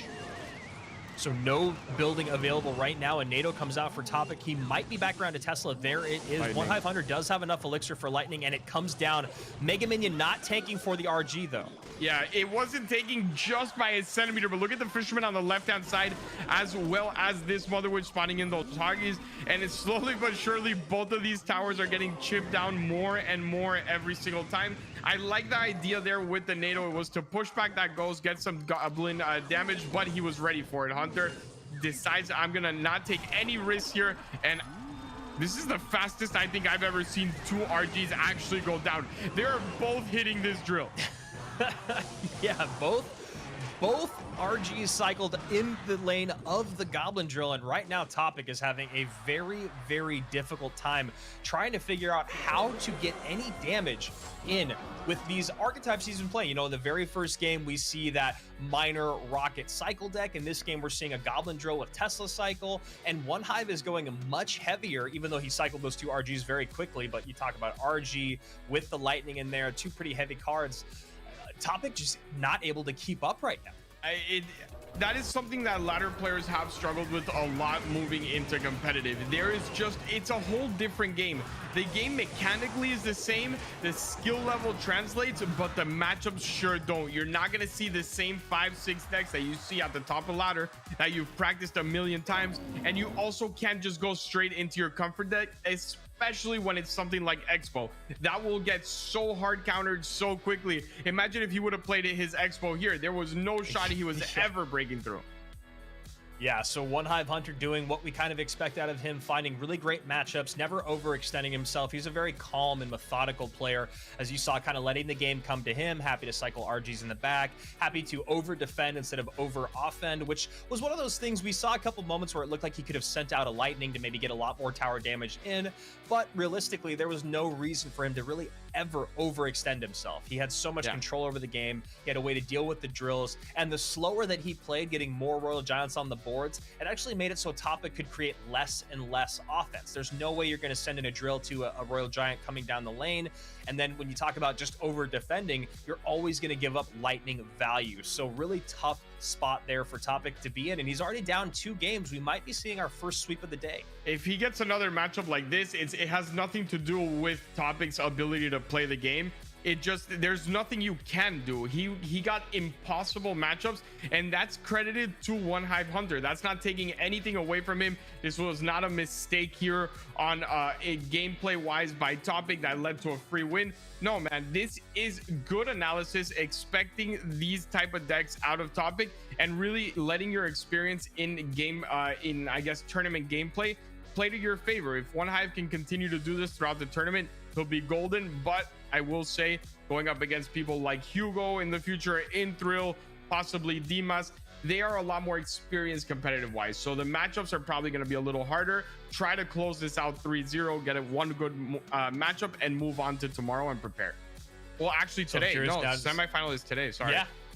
Yeah, that's right. The semifinal matches are today, and so hopefully when we do get onto those semifinal matches, we'll be able to take a look at the decks that the competitors have already played today. We'll see if production can do that for us, and we can kind of have a little conversation before we hop in to those 2 best of 5s in our semifinals. Obviously still 2 more, or let's say 1.5 more sets to be played here in our quarters, as we're about halfway through this one. Topic needing to change things up by quite a bit. And you know, while we've seen so much Lava Hound already today, maybe we need to see something a bit heavier out of the Russian player at the bottom of the screen. What are you throwing at me? A golem? Or you want a golem? You want an E-Giant? Let's see. Well, One Hive is actually a good E-Giant player. We saw it last time around, so maybe we do get E-Giant out of One Hive here. I'm not too sure, but Topic does seem like he's going back to another cycle deck, and a snowball usually doesn't fare all that badly against this type of deck. So One Hive drops this Valkyrie with Snowball, and we'll see what else he wants to support these cards with. We see Valkyrie and Snowball with the Graveyard, and looking more like Graveyard now with the Goblin Cage coming down.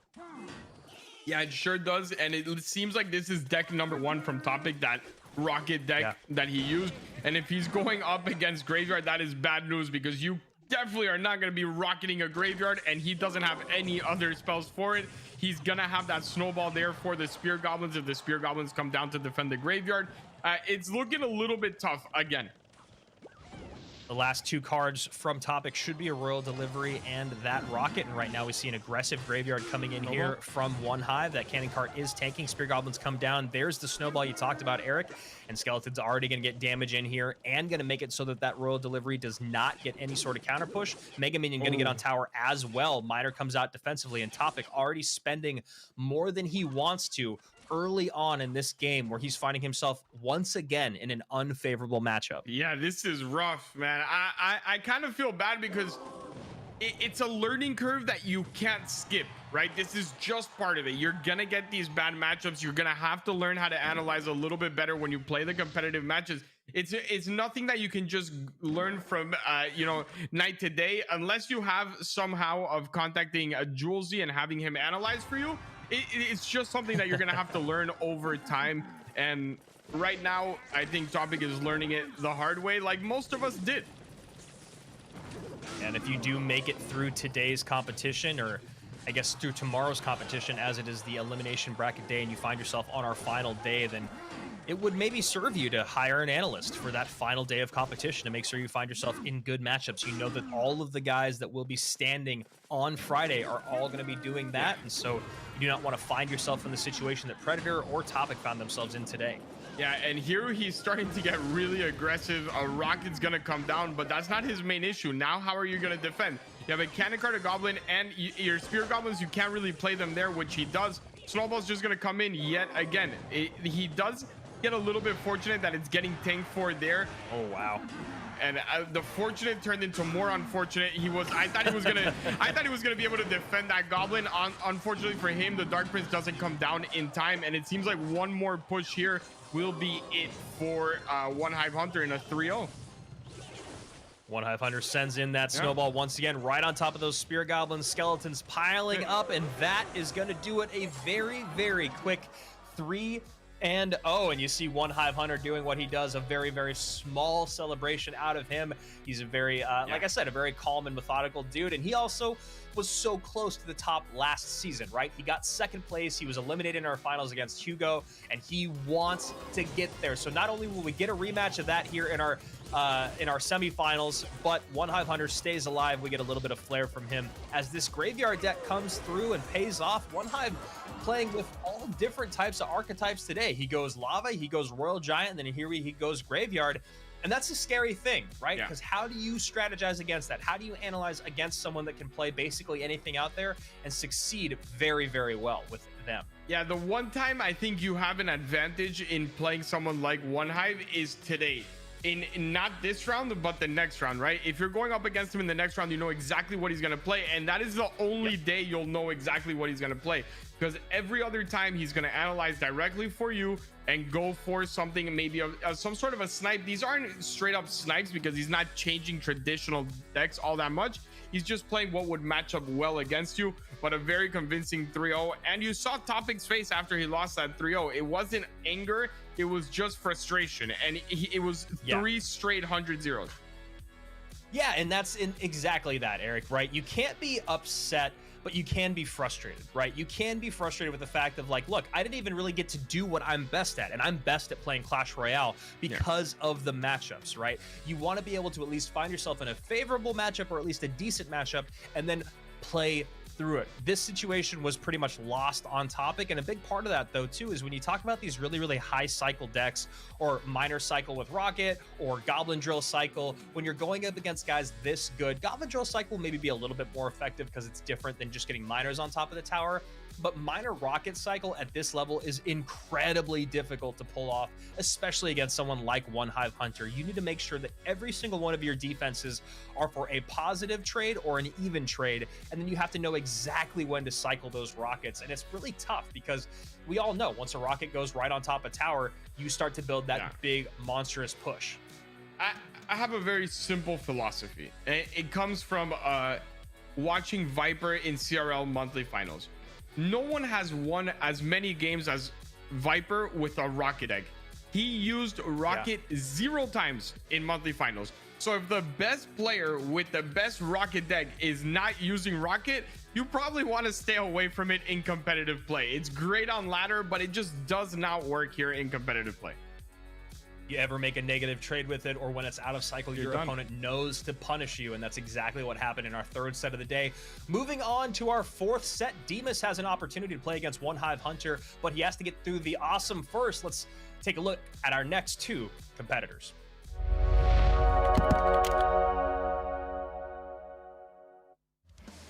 Hello guys, my name is Ahmed Abdurrahman, the Awesome.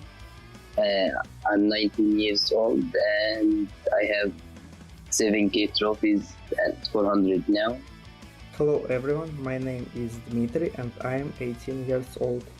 My nickname is Dimas and now I have 8,000 trophies. Yeah, my group in group stage was already stacked, like really good players on it. And it was great because I already qualified, so it was great for me. And the hardest moment was the last match, because the format we knew each other's decks, so it was a mind game, like knowing what opponent will play. So I tried to pick one deck is suitable for the matchup. So that was a game, and after that, a skill for sure. It was an interesting group stage for me. In the first match against the Ligan, I made some mistakes and wrong decisions. So much turned out to be close, but in the decisive moment I was able to pull myself together and win. In my next match against the One Hive Hunter, everything went well. I had good matchups and played perfectly. I think there is a meta right now, like the new heroes meta, because like it's the same meta as before, but just like add heroes in your deck, like you replace princess with the queen, so it's like same decks but different one or two cards. So but heroes are really strong, so they can change the meta coming days. Yes, Alchin Queen meta. I think what allows me to stay in a good shape, like the semi-pro leagues, some competitions, and solo cups. And right now, I think I play Clash Royale like 2 or 3 hours daily. Grand challenges, tournaments, and ladder allows me to stay in good shape. Average, I spend 4 hours practicing every day. Actually, my next opponent is my friend Dimas. Like we know each other well, we know each other's decks, and we both prefers to play Mega Knight, and he plays also some mortar decks. So I wish him good luck too. I think that Awesome is a strong player and I know him pretty well. He likes to play Lava Miner, Mega Knight Graveyard, Sparky and Royal Gem decks. His strong side is his unique playstyle and competitive experience. And about weaknesses, I will try to show them in our next match.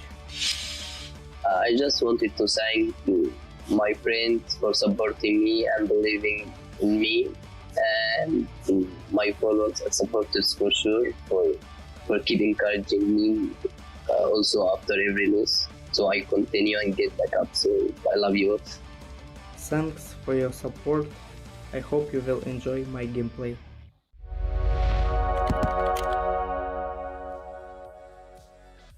So awesome from Egypt and Dimas from Kazakhstan, 2 Mega Knight lovers out there in the world, both of them having MK as their favorite card, period. Awesome Heart MK is Awesome's name in game, but Dimas, Eric, we've talked about him in the past, especially in Gamestars Season 1. He is known as one of the best in the world with that big brawler with the big iron fists. Yeah. Who do you think comes out on top in this MK showdown? I'm gonna have to go with Dimas for experience, but I don't want to see Dimas playing the one deck that he's actually known for with Mega Knight, which is that Mega Knight Miner Wall Breakers no big spell deck. That was the reason he was knocked out of the last Gamestars, and it's just because it is so easy to prepare against it, especially with no big spell and the current meta going on in this tournament. And Dimas, I guess he's gonna start with it, maybe.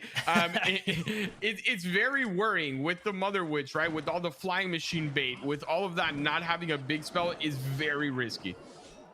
So Mother Witch does get on tower there on the left-hand side as a Musketeer cleans her off the board, and we'll have to find out and see if this is the deck. And so far, Eric is like looking a little bit like it. Yeah, it definitely does seem like it. That Musketeer, the Miner, the Wall Breakers, and most likely the Mega Knight coming in as well. And if it is that route, then I'm a little bit scared, just because, like I said, no big spell, and look at all the Mother Witch value that he could get out of it already. Beautiful set of arrows there just to take out the Wall Breakers, but he is caught off a little bit out of cycle. Yeah, Awesome MK ticking to 10 right now. He definitely had the elixir to respond, but decides not to. He sets up a P.E.K.K.A in the back in the weaker of the 2 lanes. And if Dimas is rocking the MK, there he goes. Aggressive at the bridge, opposite side of it. And Eric, great call here on the deck that you thought Dimas shouldn't run, but he is running it. Yeah, and now this P.E.K.K.A is actually going to get onto the Mega Knight, but look at the bats damage on the right. That is tough to handle if you are Awesome, and I guess that's one of the reasons why this is his main deck, and this is what he's known for. It's still not over, though. Yeah, we saw those bats put in a ton of work, just not enough elixir in the tank to get that Mother Witch down in time for Awesome, and those Wall Breakers, a nice kite on the P.E.K.K.A. Both of them are going to connect, and a swing should not come in from Mama P.E.K.K.A. That was about as picture perfect as it gets for Dimas. It was the perfect defense, the perfect play. The wall breakers not only kite but also connect, and the pressure is now on for Awesome. Probably a set of arrows coming in here. No, decides to go in with the E-Wiz, and looking at it, that might be a better option just because there's not much use for the E-Wiz in this deck in general. So E-Wiz connects on one side, but a bar barrel gets a couple swings on the other. Arrows come down here. Bandit caught by that P.E.K.K.A, and arrows take the wall breakers out of play. As this miner gets on top of the tower here for Awesome MK, down to below 100 HP and in a lot of trouble. This is a masterclass coming out of Dimas on how to play this deck. He is running the matchup as perfectly as you can. Every single interaction is going his way. Every time he gets troops on the board, there is damage done. Tower's going to go down on the right-hand side. Beautiful zap as well. And this was just a full-on how to play this deck. I could grab this match and put it on YouTube and say, want to learn how to play Mega Knight Miner with no big spell? Here you go. Yeah, he just took him to school right here. Awesome had no answers whatsoever, and you talk about, you know, the ability to clean up those bats, the ability to get on top of them with the Mother Witch or with those arrows. And even from the very beginning, it just seemed that Awesome was playing a little bit out of sorts. You know, you saw him eat that bandit dash early on the left-hand side. Even though he was ticking to 10, he sets up a P.E.K.K.A in the back. MK bats opposite lane, no elixir to get on top of those little swarm units. And again, Dimas just kind of played his comfort deck absolutely perfect. Yeah, he played that perfectly. I would have liked to see Awesome maybe come in with a counter to that deck. You know that that's his bread and butter. You know that he used it last Gamestars, and I mean, it's something that you can expect. I think there's a lot better matchups you could have gone with. Maybe have a Goblin Cage in a type of deck like this. If you want to run a P.E.K.K.A deck, that's okay. But give yourself a little more room to work with. Here was one of those matchups that you actually have to play perfect against his best deck to also be able to have a chance at beating him. Not even beat him, because I think the way he played it, there was no chance that he was going to beat him at all. But yeah, he put himself already at kind of a disadvantage. Yeah, it's one of those things where when you have the potential to go up against someone's comfort deck, and especially if that comfort deck is relatively strong in the meta right now, right? There's no glaring cards in there that are super weak. Then how do you abuse them? Well, you know there's no big spell in there. That's probably the way to do it, right? Get some sort of spell bait cards in there that get an insane amount of value and try to punish that way. Like you said, the Goblin Cage is a great way to not only tank for the MK, but deal with those wall breakers. It would have helped him a lot. Yeah, so really interesting game number one there. It's one of the first times, I guess it is the first time today we saw a player go strictly to their comfort, right? That is the deck that he is known for playing, and he dominated with it.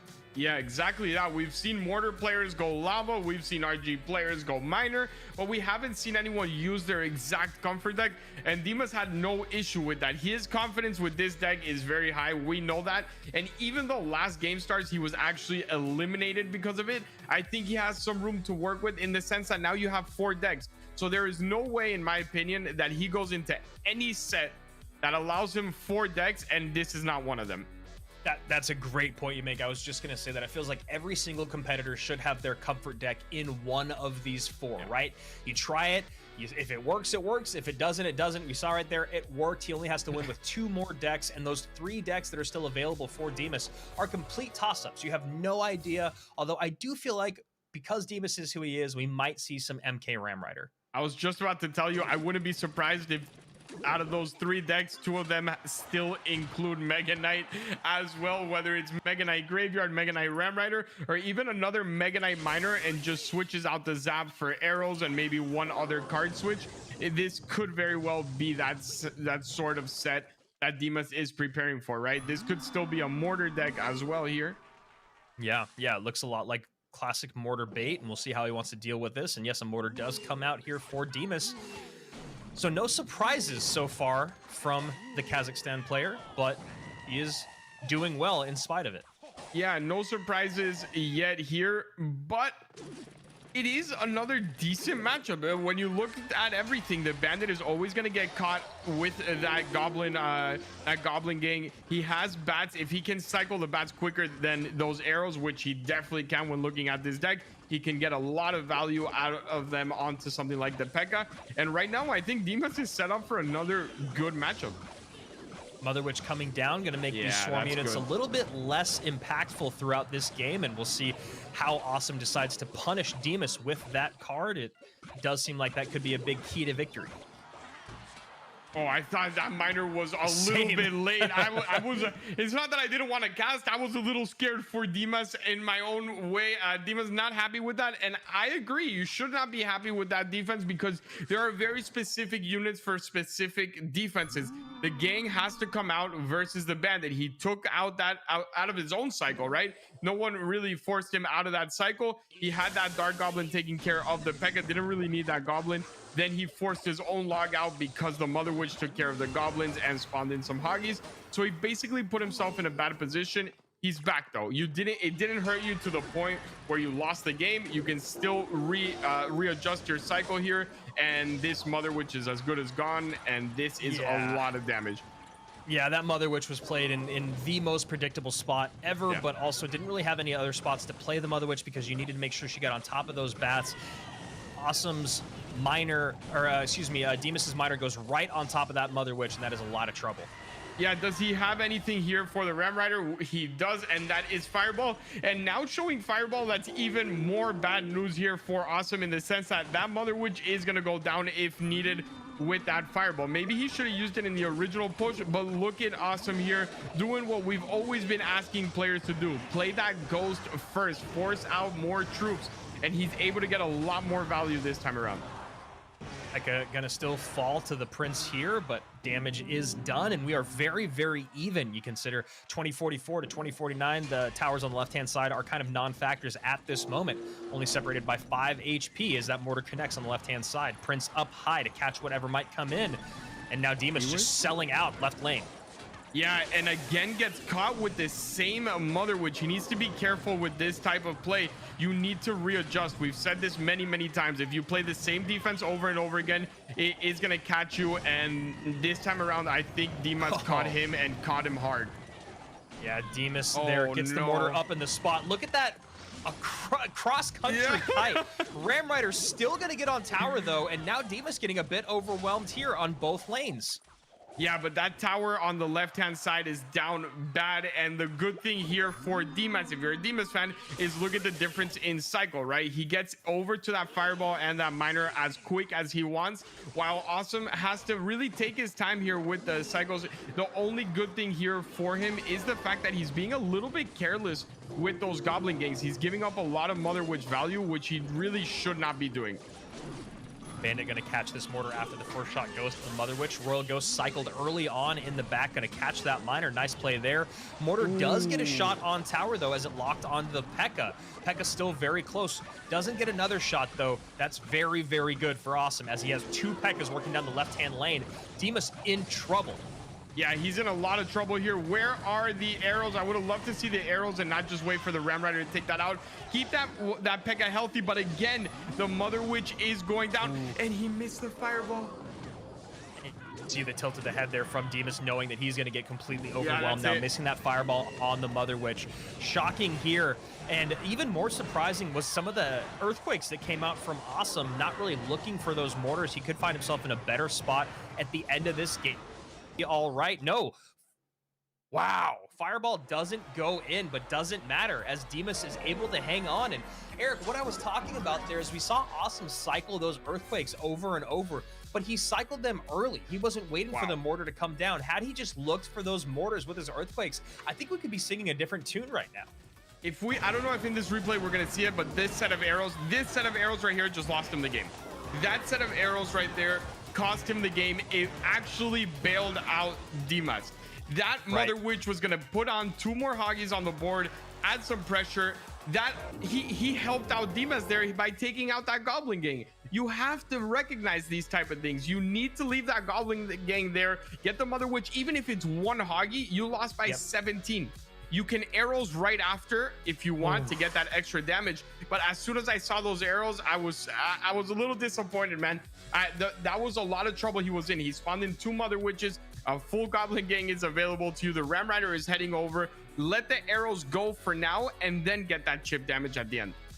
And I think with how many times we saw the Ram Rider coming behind healthy units, like we saw that 2 P.E.K.K.A push with the Ram Rider behind, but that mortar was able to pull the Ram Rider into the center of the map. The goblins were able to come down and distract the P.E.K.K.A. And when you have Earthquake, you don't need to worry about that Earthquake damage. You need to find that mortar and get that Ram Rider to tower. And that's exactly what Awesome did wrong there. You talk about that, the arrows coming in and hitting that Goblin gang, that's kind of adding insult to injury at that point, because the Mother Witch would have been able to get a piggy. You talk about the remaining HP on the tower. It was so minuscule, but Awesome making some big mistakes here in game number 2, and now back up against the wall here in game number 3 against his friend, another MK Master in Demas. And Dima's going right back to mortar. So what started off as a happy day for me in lava turned out a happy day for you in mortar. We both can't complain, and we might actually see lava versus mortar here. It could still be Hoggies as well.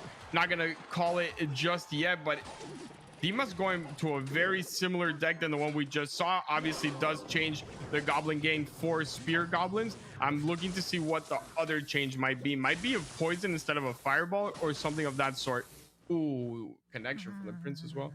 Yeah, look at that. And you see Awesome already in his head, down 1,300 HP early on here. Demas does miss the King Tower activation. That's the second time we've seen Demas have really small interaction mistakes. Obviously, this is not going to be too detrimental to his success, but you talk about getting on top of those miners. He really wishes that King Tower was active. Yeah, and they're late with the Spear Goblins, doesn't protect the mortar. So they seem like minor interactions, but at the end of the day, they are very costly, right? If he would have had that King Tower activation, that specific miner right there does half the damage that it would have done right now. Maybe he would have been less pressed to actually get something on defense for it, and those Spear Goblins would have actually hit. So minor interactions like those don't seem like much, but they could end up costing you a game. So this deck cycles fast and furious here from Demas. He takes out the Dark Goblin, he takes out the Goblin gang, and he adds in 2 cheaper responses. You see there with the Fire Spirit and the Spears. We'll see if Fireball is the last card played as Demas sets up a Prince in the opposite lane. Prince plus Bats push, and guards come out to defend. Oh, and a missed log as well there. I guess he had it hovered or something, but look at all the damage anyway on the left-hand side. That's going to be 2 towers down, basically. The miner comes in time, but you still have to defend against the 3 crown. It's not over, and now it's over. Yeah, now it does really feel over. Nothing there to support the Lava Hound. Inferno Dragon to come down behind. 718 remains on that tower, but Awesome just in a really, really tough spot. Arrows come down. Maybe a second early, but they still clean up quite a bit. They get the bats off the board, or a couple bats off the board, and the Spear Goblins out of play. It is a 2-tower game, but very little remains on that right-hand tower of Awesome. Like you said, Eric, 3 crown is what he's looking for.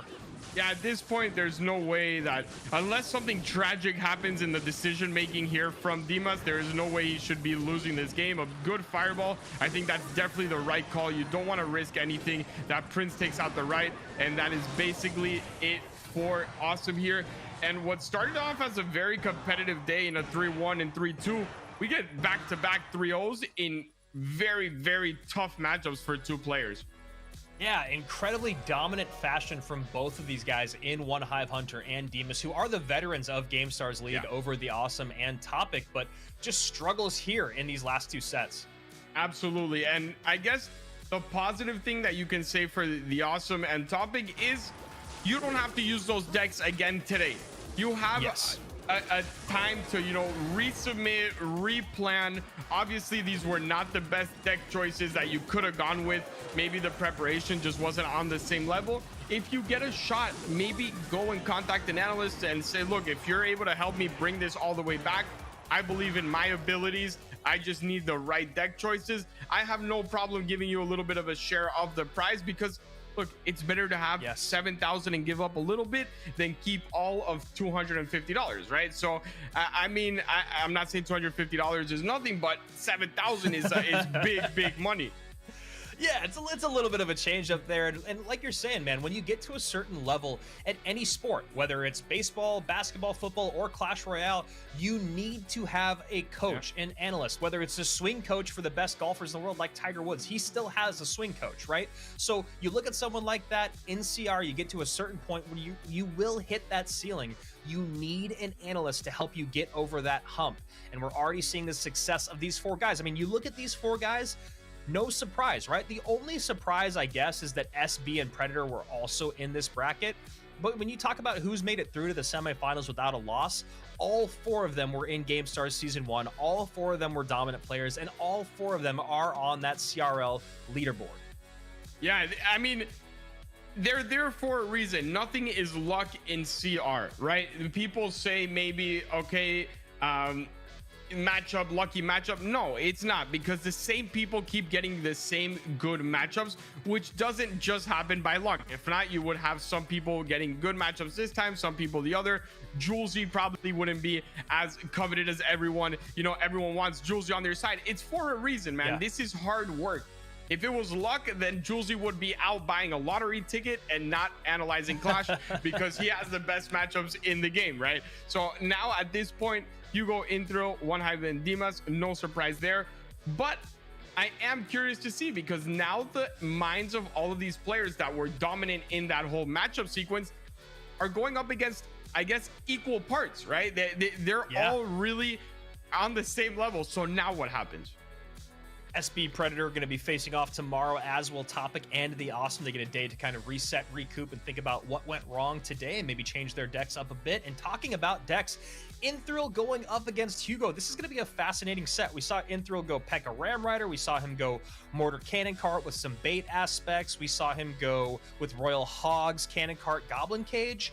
And then Hugo on the other side of it, that very first game out, we did see MK Graveyard. But Eric, everything else we saw was in the skies. How do you feel about these matchups? Well, we just saw what happens when you go in the skies against Mortar, so probably not the greatest thing. I know for a fact, being a lava player, it is very frustrating if you don't have the right lava deck, which I don't believe he does. So the Mortar advantage definitely there. Against the P.E.K.K.A, you can make it work, especially with the guards and the cage and all of that. But I think it's all going to be a mind game of when you play each deck. If you can, I think both of these players are set up to the point where you can win the match and you can get a favorable matchup. It's all going to be who can predict what the other player is going to start with and what the other player is going to end with. The middle ground is where it gets a little bit tricky. People are repeating decks, but that end game and that early game is where you can really get the advantage. Since we know that Hugo has so many Lava Hound decks, I would love to see Hugo go to the Lava deck that he played. I think it was in game number 3, which was Lava, E-Barbs, Miner, Goblin Cage, Inferno Dragon. I think that matches up the best against a handful of Inthrill decks, and there we go. These are the decks that we saw earlier today. Thank you guys so much in the production booth for making this happen here. This is what we were just talking through. These were the 3 that we saw out of him. And the reason that I was saying that I want to see Hugo go to that lava deck specifically is that he has Fireball in there, he has E-Barbs in there, and he has Inferno in there. There's always Cage, right? He has Cage in all. Yeah. He can control the Ram Rider, he can control the Royal Hogs, and then when you talk about the E-Barbs being in play against Mortar, against Cannon Cart, you have a way to get that Cannon Cart off of its wheels. You can split your E-Barbs to distract the Mortar. There's good ground game there as well for Hugo. So that's what I'd like to see out of him in game number 1. Inthrill on the other side of it, anything that stands out here for you that you think he should go to? I really like the Mortar deck in general. I think it is a very good deck. I think it's a lot of fun to watch and play when you know how to play it. And if he's able to get the same, I guess, use that we just saw out of Dimas, that deck can beat almost anything, right? You're cycling so quickly. You have the Fireball, you have the Log, everything that could come at you, you really have an answer to, and you're always going to be one step ahead in cycle. The problem is one mess up in defense and you're done. If you play the Spear Goblins with the bats all together and they get arrowed and all of this, it's over. You lost the game before it even started. So very little room for error, but a very high upside to the deck. Yeah, and the fact that it does cycle that quickly, we all know that one of the worst things when you're playing against those big beatdown decks is the ability for your opponent to create a lot of offensive pressure opposite lane for fairly cheap. We all know that these Mortar decks can do that. You know, a Miner plus Bats push can be so devastating, and then you can get all the way back around to your Bats again if you want to use those to defend your Lava. But like you said, Eric, you really going to have to protect those Swarm units in the Bats and in the Spear Goblins and even in the Fire Spirit, right? I mean, obviously you're not going to get your opponent's sniping out that Fire Spirit, but getting good value out of your Fire Spirit is going to be really, really important for Inthrill here. So Inthrill up against Hugo. We saw them face off earlier in the month. Actually, I guess it was last month now, since we're into November. They were both in Group B, and it was Inthrill who was able to beat Hugo in that winner's bracket to send Hugo down, who ultimately was able to defeat Saint Belican. So it will be a rematch, just like we're going to see a rematch down below.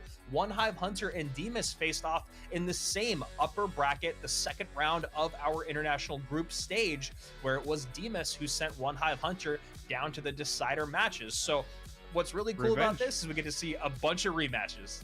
Yeah, this is revenge matches from the full-on year, not even last month. This is GameStars Season 1. This should be called GameStars Season 2, the Revenge Tour at this point, because everyone that's left has either won and eliminated the other person or sent them down to a loser's bracket at some point. This is full-on revenge matches all through the rest. And now that Topic and all of these players were sent down by the people above, they want to seek their revenge also. So some of them go back all the way to Season 2, and some of them are just starting here. But I'm just saying, if we have GameStars Season 3, you might as well bring everyone together and just have a full-on revenge tour. Just bring them back, give us nothing but rematches. Talking about this matchup as well, when you talk about Hugo and the way that he played Lava Hound in that first set, it did feel like it was a little out of sorts. It felt like he wasn't playing super comfortably, and maybe that was because he kept going into lava mirror matches against Predator. Do you think it was more that, or do you think that Hugo needs to kind of clean up his play style? I think he needs to clean up a little bit on lava. We know what type of player Hugo is. He is not a lava player per se. He really thrives with the mortars, with the miners. He can get into some bridge spam, some RG, but lava is a whole nother game. I think lava and golem are two archetypes that are just very different to playing competitive than anything else. Yes, it does seem like the easiest and you just lava in the back, but it really isn't. When you're playing against people of the highest level, a couple mistakes and you're not really going to be able to do anything if your pushes aren't set up the right way, if you don't take enough damage, if you don't calculate when to go in, when it really does struggle in competitive play. Ladder is a whole different story. I agree with you guys. I put lava in the back and then I just spam everything behind it and pray for the best. But you're not going up against ladder players at 4 or 5k. You're going up against top CR players.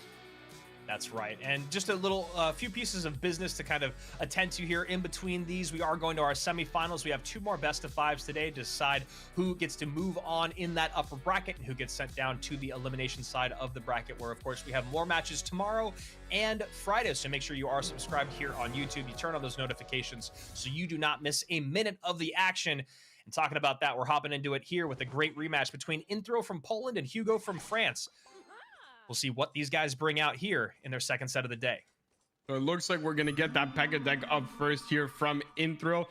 To remind everyone, it's not just 3 decks anymore. It's 4 decks. So Inthrill does have a deck that we have not seen yet. And I'm curious to see if we're going to see it in this match or if he just feels so comfortable with the previous 3 that he's only sticking with that.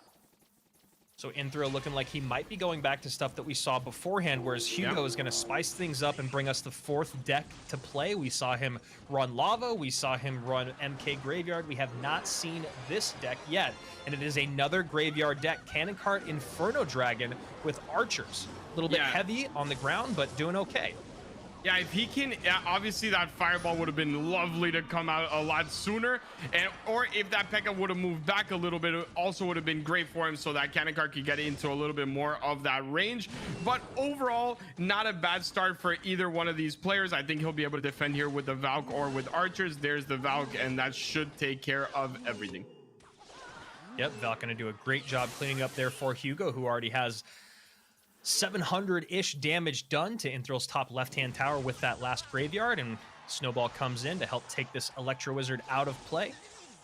Yeah, and this will not actually make it anywhere, but right now he's definitely winning the, I guess, the interaction route because he was able to defend with the Valk. And the difference between that was that his Valk was left with enough health to actually create a danger to Inthrill, while Inthrill's defenses have always basically died out at the bridge or before actually forcing anything out. So that is the big difference here that we're seeing in Hugo and Inthrill. Inthrill needs to be providing better counter pushes that force more out of Hugo. So Indril going to cycle that P.E.K.K.A towards his healthier of the two towers. As we can see, Hugo setting up for a graveyard push here. Fireball going to miss the Mother Witch. That was a clear miss because the Mother Witch was still hiding behind the King Tower. And Hugo in, you know, you want to say trouble, but he has such a good damage lead right now, but it does feel like it's going to go all crashing downhill with this double P.E.K.K.A push here. I'm scared for him. I'm not even in the match. I have no ties to any of these players, and I'm the one that's scared for him. A beautiful zap there, and it was just an unnecessary risk with that fireball. It was 100%, like you said, it was an obvious miss. You cannot hit that Mother Witch when it's that far away without activating the King Tower, which you most definitely are not going to plan on doing if you're playing Graveyard. Yeah, so really, really tough stuff there from Hugo. Maybe just getting ahead of himself a bit. A high cannon cart here to catch that Mother Witch. Make sure no piggies come on the board. No As Mother Witch. Another graveyard comes down from Hugo. He's doing a great job being in charge of his cycle. Look at that.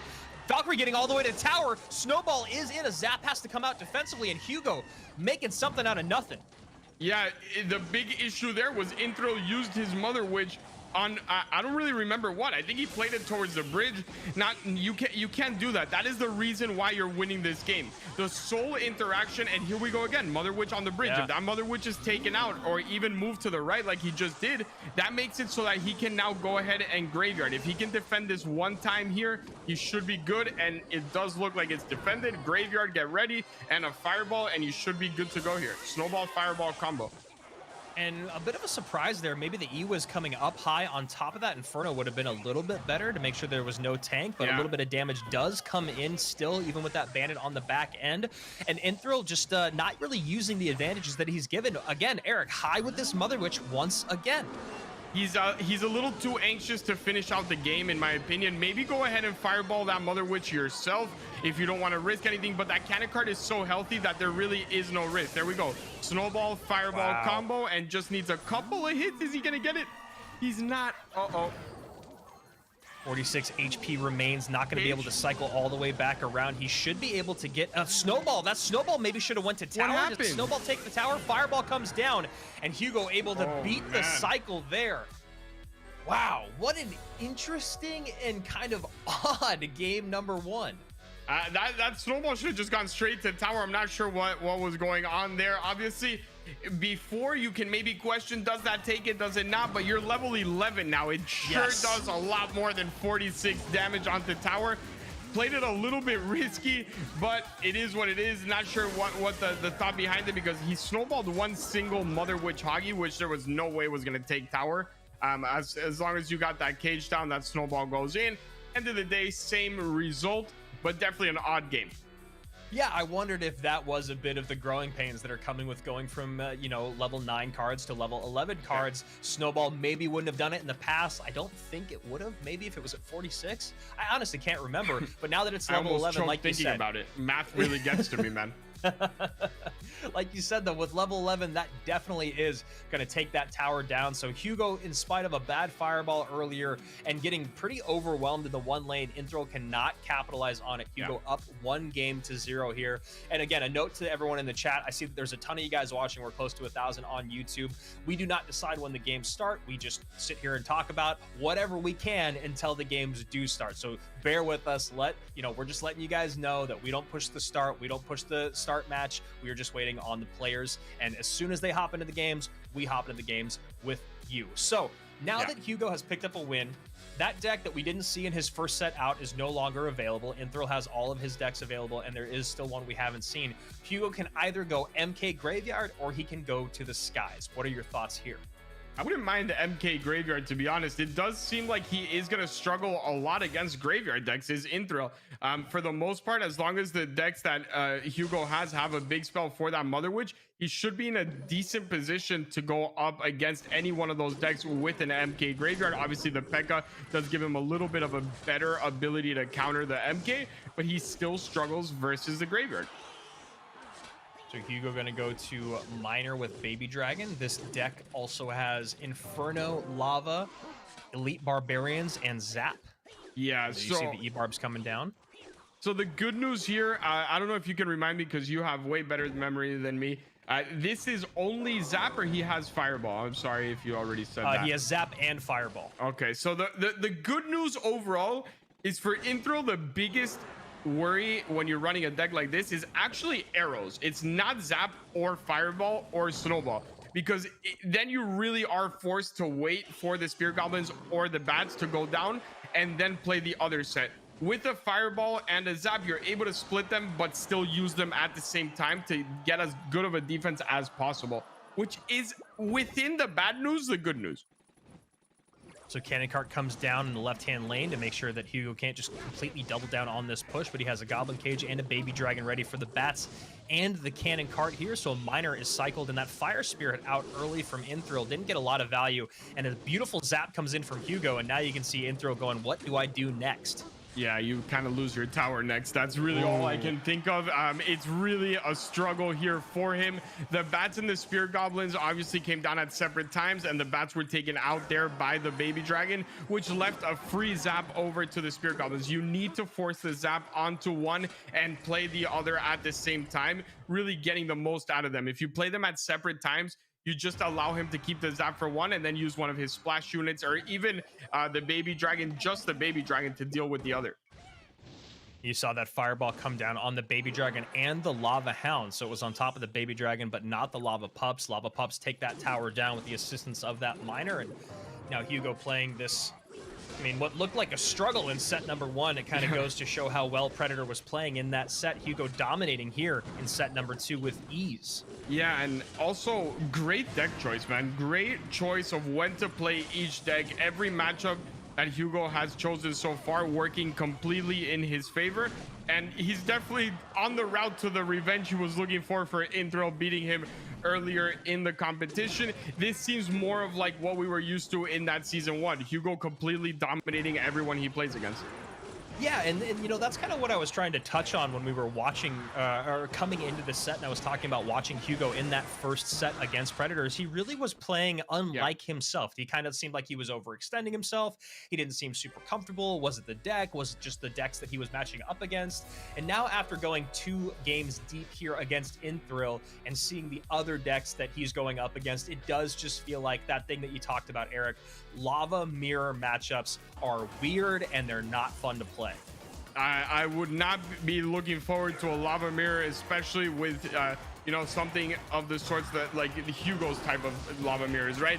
And then when you look at the fact that, you know, Hugo still has another graveyard deck, and everything we've seen right now from Inthril basically loses to that graveyard MK deck. Obviously you have a little bit more of a shot with the P.E.K.K.A.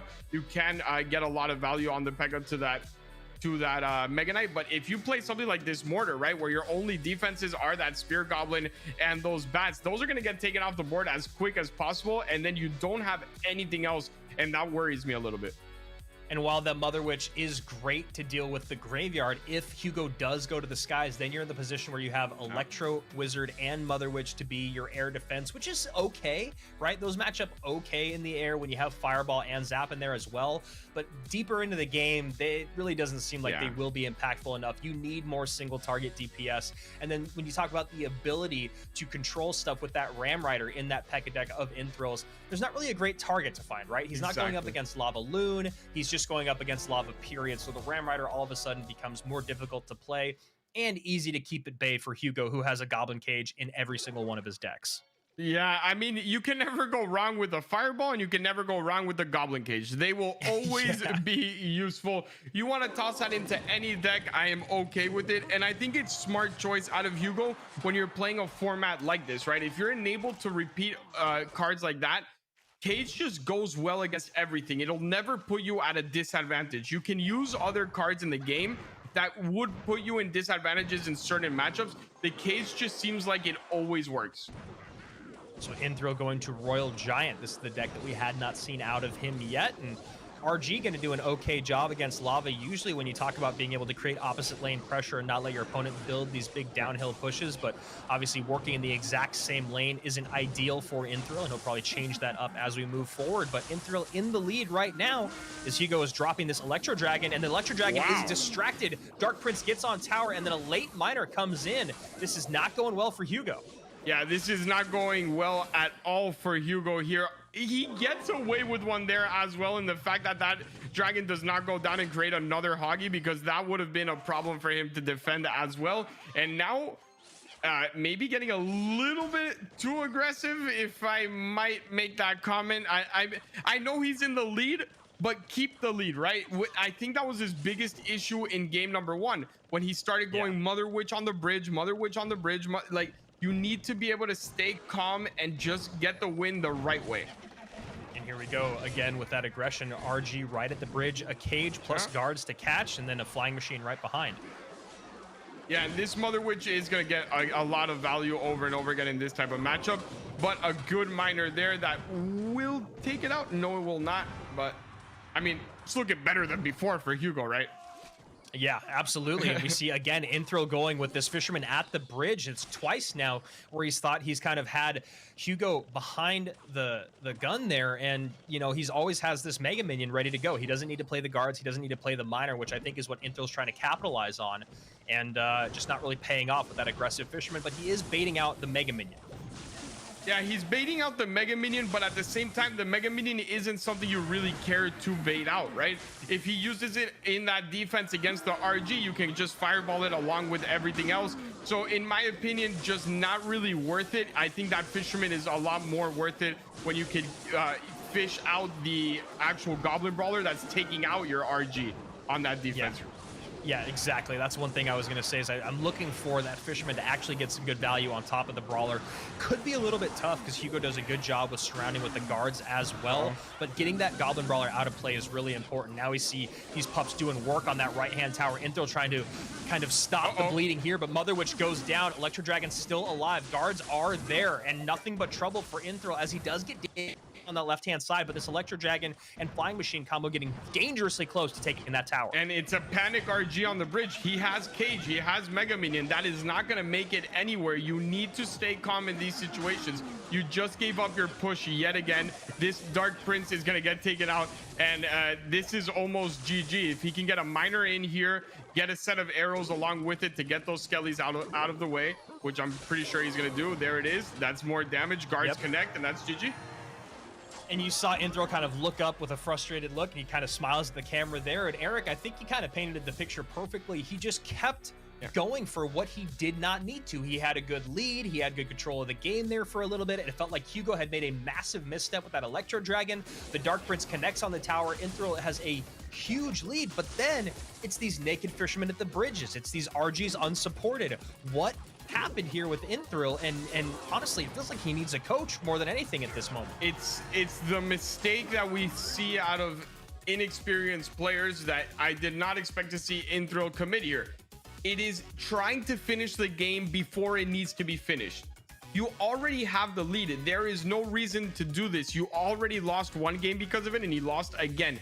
What is the use case of the fisherman in this deck and in this matchup? It is to pull that Goblin Brawler away once that cage explodes, because he doesn't have any else to really get high DPS from. So yes, you're baiting out the Mega Minion, but the Mega Minion has no real use for him anyway. So you want to keep that fisherman behind way more than you actually wanted to get one fish slap for 100. 2 RG shots, 3 RG shots are going to do a lot more. He was trying to get the tower down. He was getting ahead of himself. Same thing he did with the Mother Witch in game number 1, and it cost him both games. He just needed to sequence those pushes better, right? He had all the responses that he actually needed. He had the log for the guards. He had the Mother Witch there to help clean up all those swarmy baity units once the guard shields are off. He had the fish boy to pull that brawler away, but he just kept putting himself in these weird positions of not being able to push the way he wanted, not being able to support the RG the way that he needed to, because he just kept getting over aggressive. So now Hugo, once again from France, is cruising on through to our grand finals. He is in our upper bracket finals, where he'll play against the winner of One Hive Hunter and Demas. But both players that are in that final match will have a life to give. This is a double elimination format, all best of 5s. And so there is the opportunity for either Hugo or the winner of One Hive versus Demas to lose in the ensuing set and then still end up in our grand finals. So Hugo takes down Predator. He takes down Inthril. Two very difficult wins there for him, but he does it in style in that second set, going 3-0 over Inthril, who just kept overextending himself. Now it's down to one Hive Hunter and Demus. These guys have faced off before, and based off of what we saw earlier today, Eric, how are you feeling about this matchup? I like One Hive's decks a little bit better in the sense of versatility. I think Demus went very Demas decks, but I think One Hive does have a lot more to work with here, right? Look at the decks we saw at Demas. They're basically all the same type of deck. You have a Mortar, you have two of the same decks with a Miner switch, and then you have another one that also depends on a Miner and a Wall Breakers. You do have that Mega Knight, but in a sense, it's all really the same deck. So these two guys both coming off of 3-0 sweeps over their opponents, and Topic and Awesome have not yet been eliminated, but they did run into very tough outs over One Hive Hunter and Demus. These are the 6 decks that we saw, as you can see, all at 100% win rate. There is still one more deck available from either of these guys. And Eric, I think the best thing to do to start this set for Demus would be to shelve his Comfort deck to bring it out later in the set, and to probably start with one of these Minor Prince decks. Yeah, I agree. I agree with that. The only kind of worrying thing there is, look at that Lava deck. That Lava deck with arrows and then guards for the Prince scares me so much for Demas. Yes, Mortar is great against Lava, but if he can get one big push, use those arrows onto the bats and get the Dark Goblin somehow as well together, I'm scared for him. Yeah, I can see Demus going to that very bottom deck because it can respond well to Graveyard. It can respond well to the Skies. But then if he does win with that deck and it's then against the RG deck, then he won't have it available for the rest. I'm also curious, maybe Demus and One Hive both go to their 4th deck that we haven't seen them play yet today. It could be a great way to keep your opponent guessing early on and then maybe put yourself in these more favorable matchups as the set moves forward. But one thing I can guarantee, and who knows, maybe I'm just caster cursing myself right now, is I do not believe that this set is going to be over in 3 games. No shot. No shot this is over in 3 games. There's too many decks that match up well against the other one, in my opinion. If it goes 3 games, I'm saying it goes for Demas winning 3 games, just in the sense that I think the Graveyard deck doesn't match up well. You have to fireball the Dark Goblin every time. The snowball onto the Goblin Gang doesn't get rid of it fully. So that Graveyard deck would struggle against that Mortar deck. The RG deck is definitely going to struggle against that Mortar deck as well. Yes, you have Log, but I don't expect to see Demas overusing that. And as long as you can guard the bats from getting Electro Spirited, he's going to have a rough time. So if anything, in my opinion, Demas would be the 1-3-0, but I'm expecting a 3-2.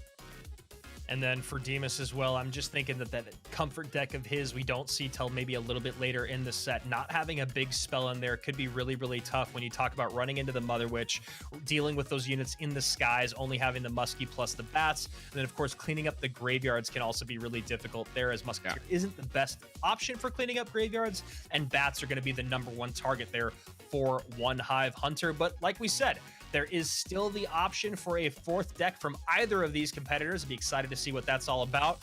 But neither of them have lost yet today.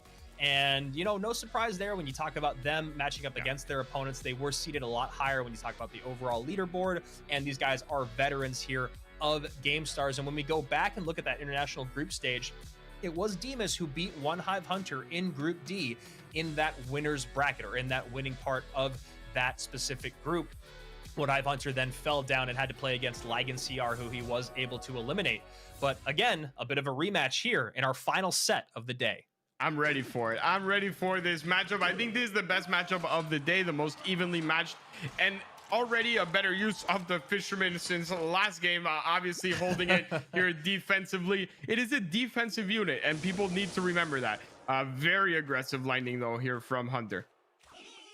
Yeah, very aggressive. So One Hive going to go to an RG Fishboy deck, it looks like, and Demus going back to Mortar Cannon Cart with Royal Hogs and Hunter. Oh, no, excuse me. That was a deck he actually played in a double Elixir battle before the competition. I wonder if that's the same thing we're going to see right now as his 4th deck. Yeah, I guess he's just holding. He was practicing in double Elixir, and this minion horde is gonna do work here onto that. It should get a couple of hits here onto the Mega Minion as well. Mega Minion will go down, but he needs to defend against this Royal Ghost, and so far so good on the defense. So my apologies. It does look like Demus is going to go to that very, very popular mortar bait deck that we saw a lot at the end of last season because of that minion horde getting so much value. You already talked about it, Eric. The E-Spirit plus the Mother Witch is going to be the best way to get on top of that minion horde. But when you talk about a big spell, it's not going to be easy for One Hive Hunter. And you know Demus is going to make it very difficult for One Hive to get that Mother Witch on those minions. So here we go. Getting into a minute and a half of gameplay down, Royal Giant comes out against a minion horde. Yeah, and this is just going to be the sequence every time. He can't really do anything other than that. He's going to bait out the Mother Witch with something else and then get that out of cycle. And you're really just stuck in a horrible position because no matter what you do, this is going to be the outcome of every single one of your RG pushes, and it can only get worse as he gets more damage in. A beautiful prediction log there, though. Yeah, really nice. Comes in super late. You see Demus having to overspend a bit here by the cannon cart coming down now a little bit out of sequence. High Fish Boy, which is really, really nice there. Now the cannon cart will not get close enough to that Princess Tower, which we've seen many, many times before. A Fish Boy do you dirty by pulling it too close to your Princess Tower once those wheels fall off and get some good damage in. Yeah, and there just misses the line a little bit on where that mortar should go to defend against that, because if you're already going to put it in range and wait, this is a breakdown completely here from Dimas. A bad sequence overall. Played a minion horde into his side. You never want to do that. You want to keep your minion horde unless you're going to predict the Mother Witch with the miner of your own. You never want to do that type of play, in my opinion. A beautiful set of guards this time around. No log coming in. Wow, nice pile up though there at One Hive Hunter, looking for the guards to come down. Gets a Mother Witch behind. Lightning comes in. Mother Witch still working on that cannon cart after 670 remaining on this tower of Demus. A massive swing in momentum in the last 30 seconds. It all came from that one big push with the minion horde, and there it would have been game over if it wasn't for the lightning coming in half a second too soon. This time around, yeah, look, he's playing into the desperation, right? You never saw those minion hordes coming up that high. He was always waiting for the Mother Witch to be played, and now he's just going into that desperation mode, giving One Hive Hunter exactly what he wants. And at this point, he doesn't have to do anything other than just cycle. Yeah, there's really no way for him to get this game back around. We're going to see an E-Spirit and a Mother Witch come down for defense against this. No, instead he just goes high Mega Minion to clean up those minions. And why not? He's got complete control of the game. Yeah, he has no pressure anymore. Now he's going to bait out the Fireball with that. Possibly doesn't even really care. He can lightning block with the guards, with the minion horde, with whatever he wants, but One Hive giving it the thumbs up of, I'm gonna let you spend absolutely everything before I go in here. I'd rather win based on logs than but he still gets caught. He still goes to the right side instead of the inside, Eric, and that could be the game right there. A minion horde piling up with guards behind. Wow, what a block there from Demus, and it looks like One Hive still might be okay. I can't believe this. Lightning goes down then, and you see there One Hive giving a smile to his competitor. That was an incredible final sequence from Demus. I can't believe he caught with the Spear Goblins. I can't believe that One Hive went to that side of the tower. I thought he just wasn't gonna even use the lightning, just cycle logs and full defense at that point. This is the one, I guess the one strength that you never look at when you look at this mortar deck is it's probably the best deck I've ever seen for a lightning block. Every single one of your cards can lightning block. Yeah, that's true. And you called the perfect play-by-play. It was the guards, and then it was the minion horde, and then somehow the Spear Goblins catch the lightning. I don't care who you are. I don't care how long you've played. Anytime a lightning block comes in, it's always fun to see. It is so hard to pull off. Lightnings can go anywhere on that tower, and he picked the exact right spot at the exact right time. My God, if he stole that game, that would have been incredible. And he almost did. If he would have got those set of Spear Goblins down one more time for another block, I would have been done. I would have left the casting booth. You're finishing the cast alone, because that would have been masterful gameplay. He was back to them, right? So if he just put down those again, it would have been insane. Definitely one of the top plays of not only GameStars, but of the year. A double lightning block there. But you're right. Anytime you get a lightning block, anytime you see a lightning block, it's just a fun, exciting thing to see. I don't know how many times I've got a lightning block. I record it on my phone, and then I think about putting it on Twitter, and then I'm like, you know what, Mo follows me, Lucas follows me. They're probably not going to be impressed by this. I'll just leave it in my library, but I always still get excited. I've been playing this game for 5 years. Right? Yeah, and anytime you pull it off, it's always incredibly satisfying there. Demas almost gets it.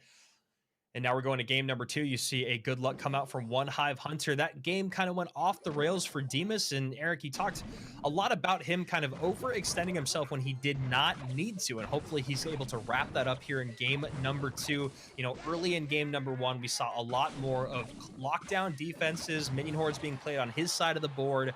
And then later on in that game, it was just going to where he did not need to try to close out a game that he already had in control. And One Hive Hunter punished him for it. I'm going to be 100% honest with you. So far in the semifinals, the people that have lost games, it seems like they beat themselves. They were in positions to win. They got ahead of themselves. They got a little aggressive. And then that snowball effect happened. That happens so often in Clash. But they need to be more patient. This is a long game. Yes, 5 minutes seems short, but within everything, it is a very long game. And the patience will prevail, specifically in matchups like the ones we just saw. Yeah, it's a really good point that you make. We saw that happen with Inthril as well. You know, he was in a great spot. He had Hugo kind of back up against the wall and then just continued to overspend and get over aggressive instead of letting the game come to him, which is exactly what the 2 winners in those respective sets and games have kind of done, One Hive and Hugo. So here we go, game number 2 of our last best of 5 today. One Hive Hunter up 1 here, going to the skies once again with Lava Miner Guards, and Demas at the bottom of your screen going back to Mortar with Prince and Dark Goblin. Yeah, and I really do like this Mortar deck. I think it is not only great for the spectators, but it is a great overall deck. It is so frustrating to play against when you don't have everything you need in your hand. If you don't have, I mean, if you aren't able to absorb a lot of damage, you're always going to be on the back foot. And right now, he's not really able to absorb any more damage. He's about as low as can be. And that was a beautiful miner catch there from Demas. He sends in a defensive miner of his own to the correct tile, catches the miner from One Hive Hunter, and continues to add damage onto that right-hand side. One more mortar shot will come in as the Dark Goblin squeezes in front of the Prince. A bit unfortunate there for Demas as he was looking to create a huge offensive swing in the left-hand lane, but still in the lead. Yeah, he's in the lead and very comfortably. Here he has to cage or miner or something. I would have liked to see the cage go down and maybe absorb the damage, take that tower down, and then just get a full lava push, because it seems like that's the only way you'll be able to actually win. Now you're in another bad sequence here. Does he have guards? Yes, there are the guards, but even then it's GG. You see One Hive calling good game, and it's funny, I have the chat pulled up here on another screen. And it looks like Colby was saying he has nothing for the minion horde, as it looks like they're a little bit behind us talking about that last game. And then about a minute later, he just goes, I have no clue what just happened. And that's exactly what you and I were talking about. You know, it seemed like Demas was going to be able to abuse that minion horde in game number 1. And then before you knew it, One Hive Hunter was able to capitalize. And then we take a complete reversal here in game number 2, which is what you and I were talking about coming into this set. Demas did everything that he needed to do in terms of controlling the game by making his opponent overspend on defenses, because we kept seeing those Prince pushes come in. Prince is so strong. Even with the guards, you're going to have to overspend because Demas was supporting that Prince push, whether it was with the bats or with the Goblin Gang. And that very first big hit that we saw come in from Demas was a Prince plus Goblin Gang push that took out a Goblin Cage, a Goblin Brawler, and then it baited out even more Elixir after that in the guards. So all that being spent defensively made it so that One Hive could not support his Lava Hound, and then Demas just kept changing lanes, poking and prodding, and that's what you got to do with that deck. I love that deck as well, and Prince is one of those cards, if you don't have the exact correct response, you always have to spend an arm and a leg. It is so frustrating to play against, and to be honest, this could have been a 2-0. I forgot, I think you said Colby in the chat. You're not wrong. It just because he lost that game doesn't mean you're wrong in what you said. He didn't have anything for a minion horde. The only thing was you had to finish that sentence with he didn't have anything for the minion horde on his own side. Once the minion horde is played too far up high, then that Mother Witch and that Electro Spirit are great counters to it. Each one goes to one hit, each one spawns a Hoggy, and you're basically done for. And that's why it seemed like he had nothing, but as soon as he started going over aggressive, that is what caused him to, out of nowhere, have all the greatest defense you can have to it. So here we go, game number 3. Both these guys maybe going to slow things down just a bit. No, Demas goes in immediately with a miner to the back. One Hive Hunter going right back to the skies here with an Inferno Dragon coming out.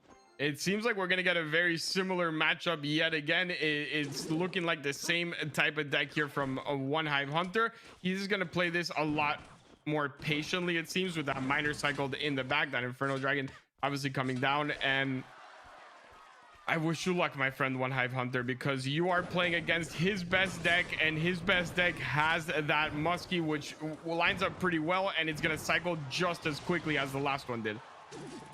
Yeah, this deck, MK, Muskie, Bats, Bandit, Miner, Zap, Wall Breakers, and of course that Barbarian Barrel. And one thing that we saw One Hive Hunter struggle with in the last game was being able to keep up playing defense and still create offense. And you know, Eric, as a Lava Hound player, there are just moments where you have to either sack a tower or take a bunch of damage on a tower to build a real push.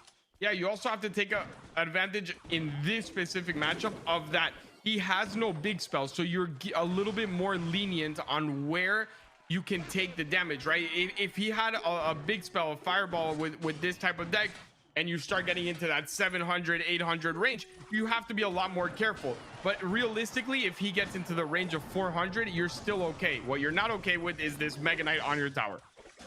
Yeah, that Mega Knight just going to work, and it will bring that tower down to right around 400, but I imagine that One Hive will take a little bit more damage before we go into overtime, and maybe not before double elixir, though. And I do have to commend One Hive on some nice guards being played up high. They were placed behind the MK, around the Musketeer. It is the reason why he was able to defend and keep the tower and not be so far behind in elixir, but he is incredibly far behind in damage. Yeah, the toughest thing for him right now is to give up that much damage without actually setting up a push of your own, because at that point you're not really progressing into the game. You're just going ahead and really giving up the damage and then setting yourself back a whole nother cycle. So here we go, Bats plus Musketeer here to clean up, but like you talked about, Eric, there is no big spell in hand. So how do you deal with the pileup at the bridge? And I don't know how Demas is going to do it. You know what? There is no way for him to deal with this pileup right now. Ooh, the Inferno Dragon actually does not lock on here to the Bard Barrel. That would have been maybe a little bit of a saving grace for him, but it's what we spoke about. There's no way you can actually take out the full lava push.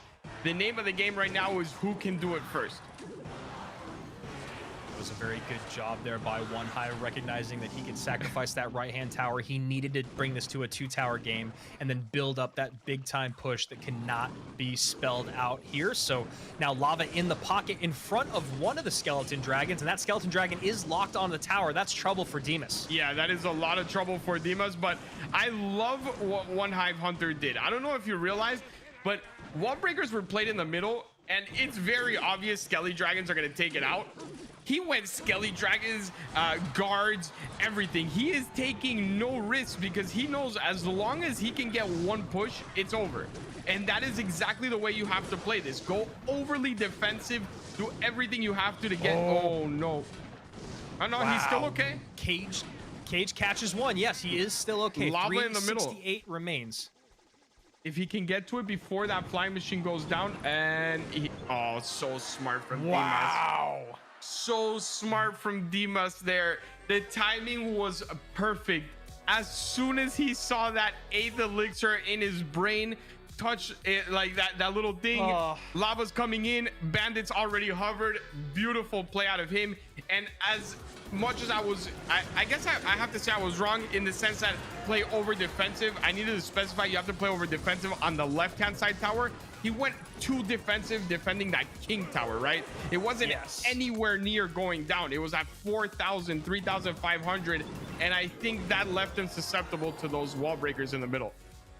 And that timing, like you said, just absolutely flawless from Demas, just sitting there waiting. You were calling it on broadcast. There's one thing that One Hive Hunter can do to win this game, and that's get that lava down in the pocket, protect those ensuing units. Demas knows that. He sees the writing on the wall. He goes Bandit in the pocket for a perfect dash there. Nothing ready for One Hive, and we're going to game number 3. Great stuff there, and now One Hive Hunter starting to struggle here in this set.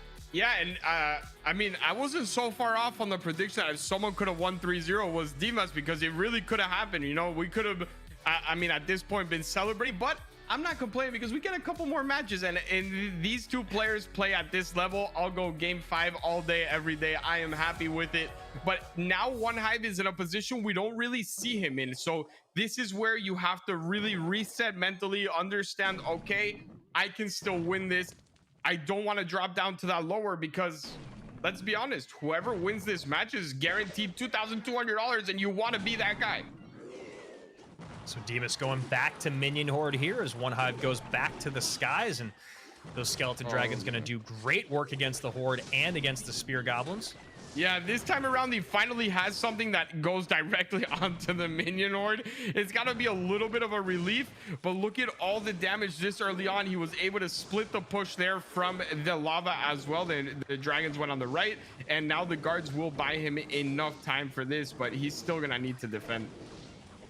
And a nice high cannon cart here, going to run into some guards of OneHive Hunter's own. That Inferno Dragon, though, still untouched as it gets on tower here. A bit of a sizzle and burn, and nothing there from Dimas as he just watches his tower go to oblivion. That is definitely a barbecued tower there from the Inferno Dragon with the sizzle and the burn. That's rough. That is very, very rough to deal with. No Minion Horde in cycle because he played that early on. And if he would have had Minion Horde, I think no damage even comes onto the tower. Yeah, and again, using his best option here to kind of play cleanup, and now going to try to maybe cycle back around to it before another big push comes in from OneHive. But OneHive in a really, really good spot here, as he can just really defend his way out as this minor damage, or excuse me, this minor mortar deck doesn't create a ton of damage instantly unless you make a big mistake defensively, and he does have a great way to keep all those big damage dealing units at bay, whether it's the cannon cart with the guards or like we were talking about with that Minion Horde being taken care of with those Skelly Drags. Exactly that, and I think you're 100% right. At this point, it's defense and getting little chip damage off of counter pushes, right? That is all you really need to focus on at this point. He did let this go, and I think it's a smart move to the sense that that tower, you got him to invest the mortar as well. If you give it up only to the miner, that's a little bit of an issue. But you, at the end of the day, you got him to spend 7 elixir just on finishing off that tower. And now look, they're even on elixir, but one person has a full lava hound down. And Dimas did a great job there with guards of his played on the side to distract OneHive Hunter's units coming across the bridge. He played it over on his side back around and turned those units around. Oh, that flying machine is on tower, and that is wow. It. Oh, beautiful. And a perfect set of arrows on the Minion Horde, and we are going to game number 5. OneHive Hunter locking things down with his arrows. That was absolutely beautiful stuff as the final few seconds close out. We are going to game number 5, and what a crazy back and forth set this has been, Eric. Yeah, this was, I mean, this is as good as it gets, and this is what we expect in a semifinal with these type of players, this level of Clash Royale. And it was just a fun match overall. We've seen both of them have their moments to shine, whether it was match 1, 2, or 3. And now with this game 4, we saw beautiful predictions out of OneHive Hunter, reading the cycle perfectly, giving up that tower, but not only to a miner. I'm going to force you to use a lot of elixir. And here, just really playing perfectly. Very curious to see what OneHive goes to in this final game. Does he go back to the skies? Does he go back to graveyard? A lot of options there. And for Dimas on the other side of it, of course, still just as many options available, right? They both have 2 decks available because they've won with 2 each, and they have 4 bringing to the competition. But it's all going to be about who matches up.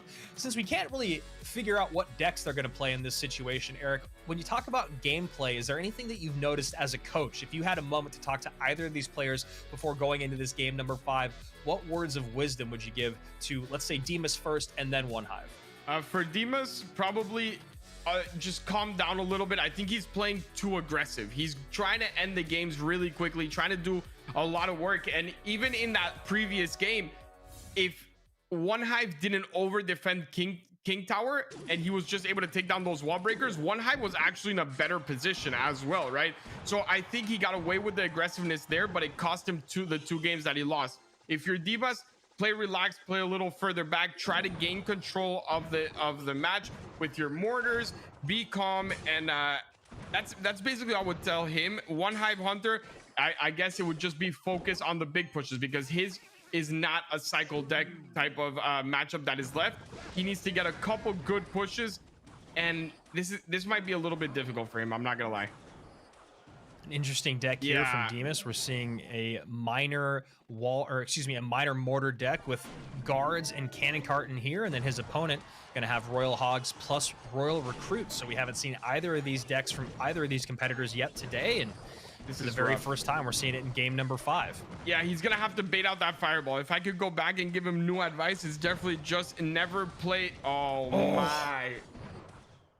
Wow, just looking for the minion horde there. Takes it off the board. Flying Machine connects for the +1 trade. Only down 1 elixir-ish is One Hive Hunter, who does a really great thing offensively. That was beautiful.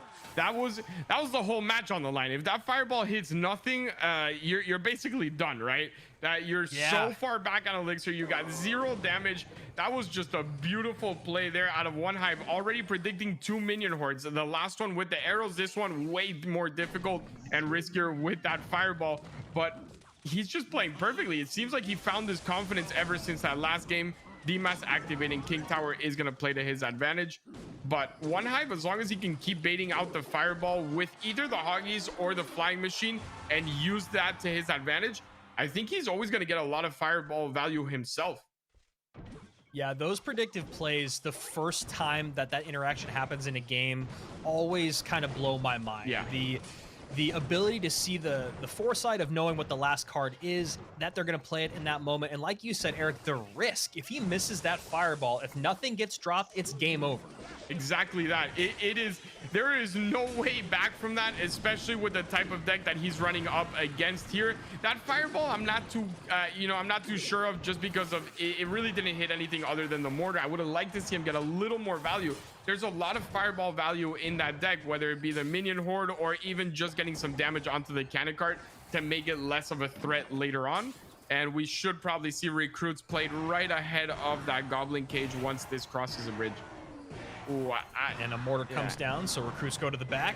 Yeah, that mortar allows him a little bit more time, but he also, I think the mortar is going to get a lot more value than it should have because of it, right? Because if those recruits are going further up front, that mortar is going to target something else, and then it allows you to add more pressure. But who am I to talk when he's getting this much damage onto tower? Fireball? Yeah, damage is coming in, 1173 to 1176. This minion horde, though, doing just fine. Fireball misses a couple of the minions, but High Zappy's going to catch the minions and the miner as this cannon cart works its way over the bridge. 973 to 1173, a 200 damage lead here for Demas. Yeah, direct damage is the only difference here. Miner can always get onto that tower, especially if you combo it with that fireball. But if you combo it with that fireball and he combos you with a flying machine and a Hoggies push on the right hand side, you could be in danger.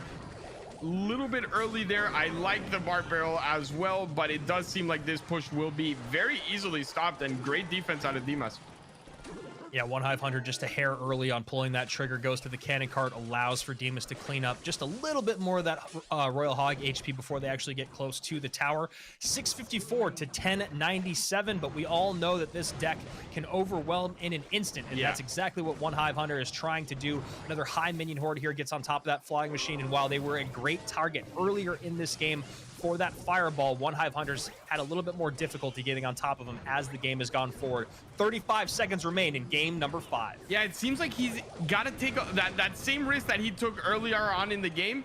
He's got to really take it here as well. He's just giving up the same interactions, which is going to result in the same outcomes, right? You need to change something up, because right now he's getting more damage than you are. You're down to 393. I think he's being patient in the sense that, okay, if he fireballs my tower, I can go one more all in and maybe overwhelm, but he's running out of time as well. Yep, time is going to run out, and One Hive Hunter is going to be in our losers bracket, the elimination bracket. Demas is able to stay alive and extend this set with a game 1 win and a game 4 win. It brings us to game number 5, a great back and forth. It looked like One Hive Hunter was able to even things up early on with that great predictive fireball on top of the minion horde, but from that moment on, he could not find a good place to place his fireball. It was either on top of the mortar in the princess tower, or really that's honestly really all we saw it do later in the game, right? We never saw that fireball come on top of the minion horde until that one minion horde had crossed the bridge and he needed to play it defensively. Yeah. But he could not pick it up off the board to protect his flying machine for the rest of that game. I wish that we would have seen a little bit more risk, man. If you took that big of a risk early on, you got to take it towards the end when you know the game is on the line, in my opinion, at least. Yeah, and that risk that he put in early on paid off in spades, and he just wasn't able to replicate it. Unfortunately, it is very difficult. So one Hive Hunter will go down to the elimination bracket. He still has a life to give. He will be joining the other competitors that we saw today fall a bit earlier in, of course, in Thrill, the Awesome, and Topic. Demas and Hugo stay alive as we take a look here at our bracket. There it is, our upper bracket final between Hugo and Demas. Tomorrow we're going to be doing a lot of what's going on in the lower bracket. We're going to see SB versus Predator, Topic versus the Awesome. The winner of those respective sets will go on to play against One Hive Hunter and In Thrill, and of course the winner of that set will then be able to face off against the loser of our upper bracket final. But here we go. This is at least what we know about tomorrow, starting at 6 p.m. Central European time. It's going to be SB against Predator, UK against Belarus. Then it's going to be Russia versus Egypt as Topic takes on the Awesome. One Hive Hunter is going to be able to reset after that loss against Demas as he waits for the winner of our first set. In Thrill looking for the winner of our second. And that is going to be our day tomorrow. Yeah, we should have a lot of really, really fun matchups. And on top of that, we know they could switch their decks up. So the people that got hard countered today, you need to switch something up. Do not show up tomorrow with the same thing, expecting a different result. Maybe talk to some friends, maybe talk to an analyst. Even if it's not someone that's really well known as an analyst, just get him to give you some information on your opponent and then strategize a little bit better. I think that was the difference in the people that won and lost today. And I think having two of the same archetype / win condition is okay of your 4 decks, but then the other 2 need to be different, right? If you're going to run Miter and Mortar twice, give me 1 Graveyard, give me 1 Lava Hound. Just change things up so we don't see the same win condition all the way across the board. It's been great seeing all of you guys hanging out in the chat. I see almost 1,200 people watching now on YouTube. Make sure you are subscribed here to GameStars. Turn on those notifications and go follow GameStars CR on Twitter. For EB7, Eric Benemu, I am Andrew Guy. We'll be back tomorrow, same time, same place to work through the elimination bracket. And remember, keep on clashing. The international group stage made it possible to determine the lucky ones worthy of the next stage. From the 3rd to the 5th of November, the best 8 players of the tournament will compete for a stunning $30,000 prize pool. Join the stream of the Clash Royale Gamestars Season 2 International Finals and find out who will become the champion.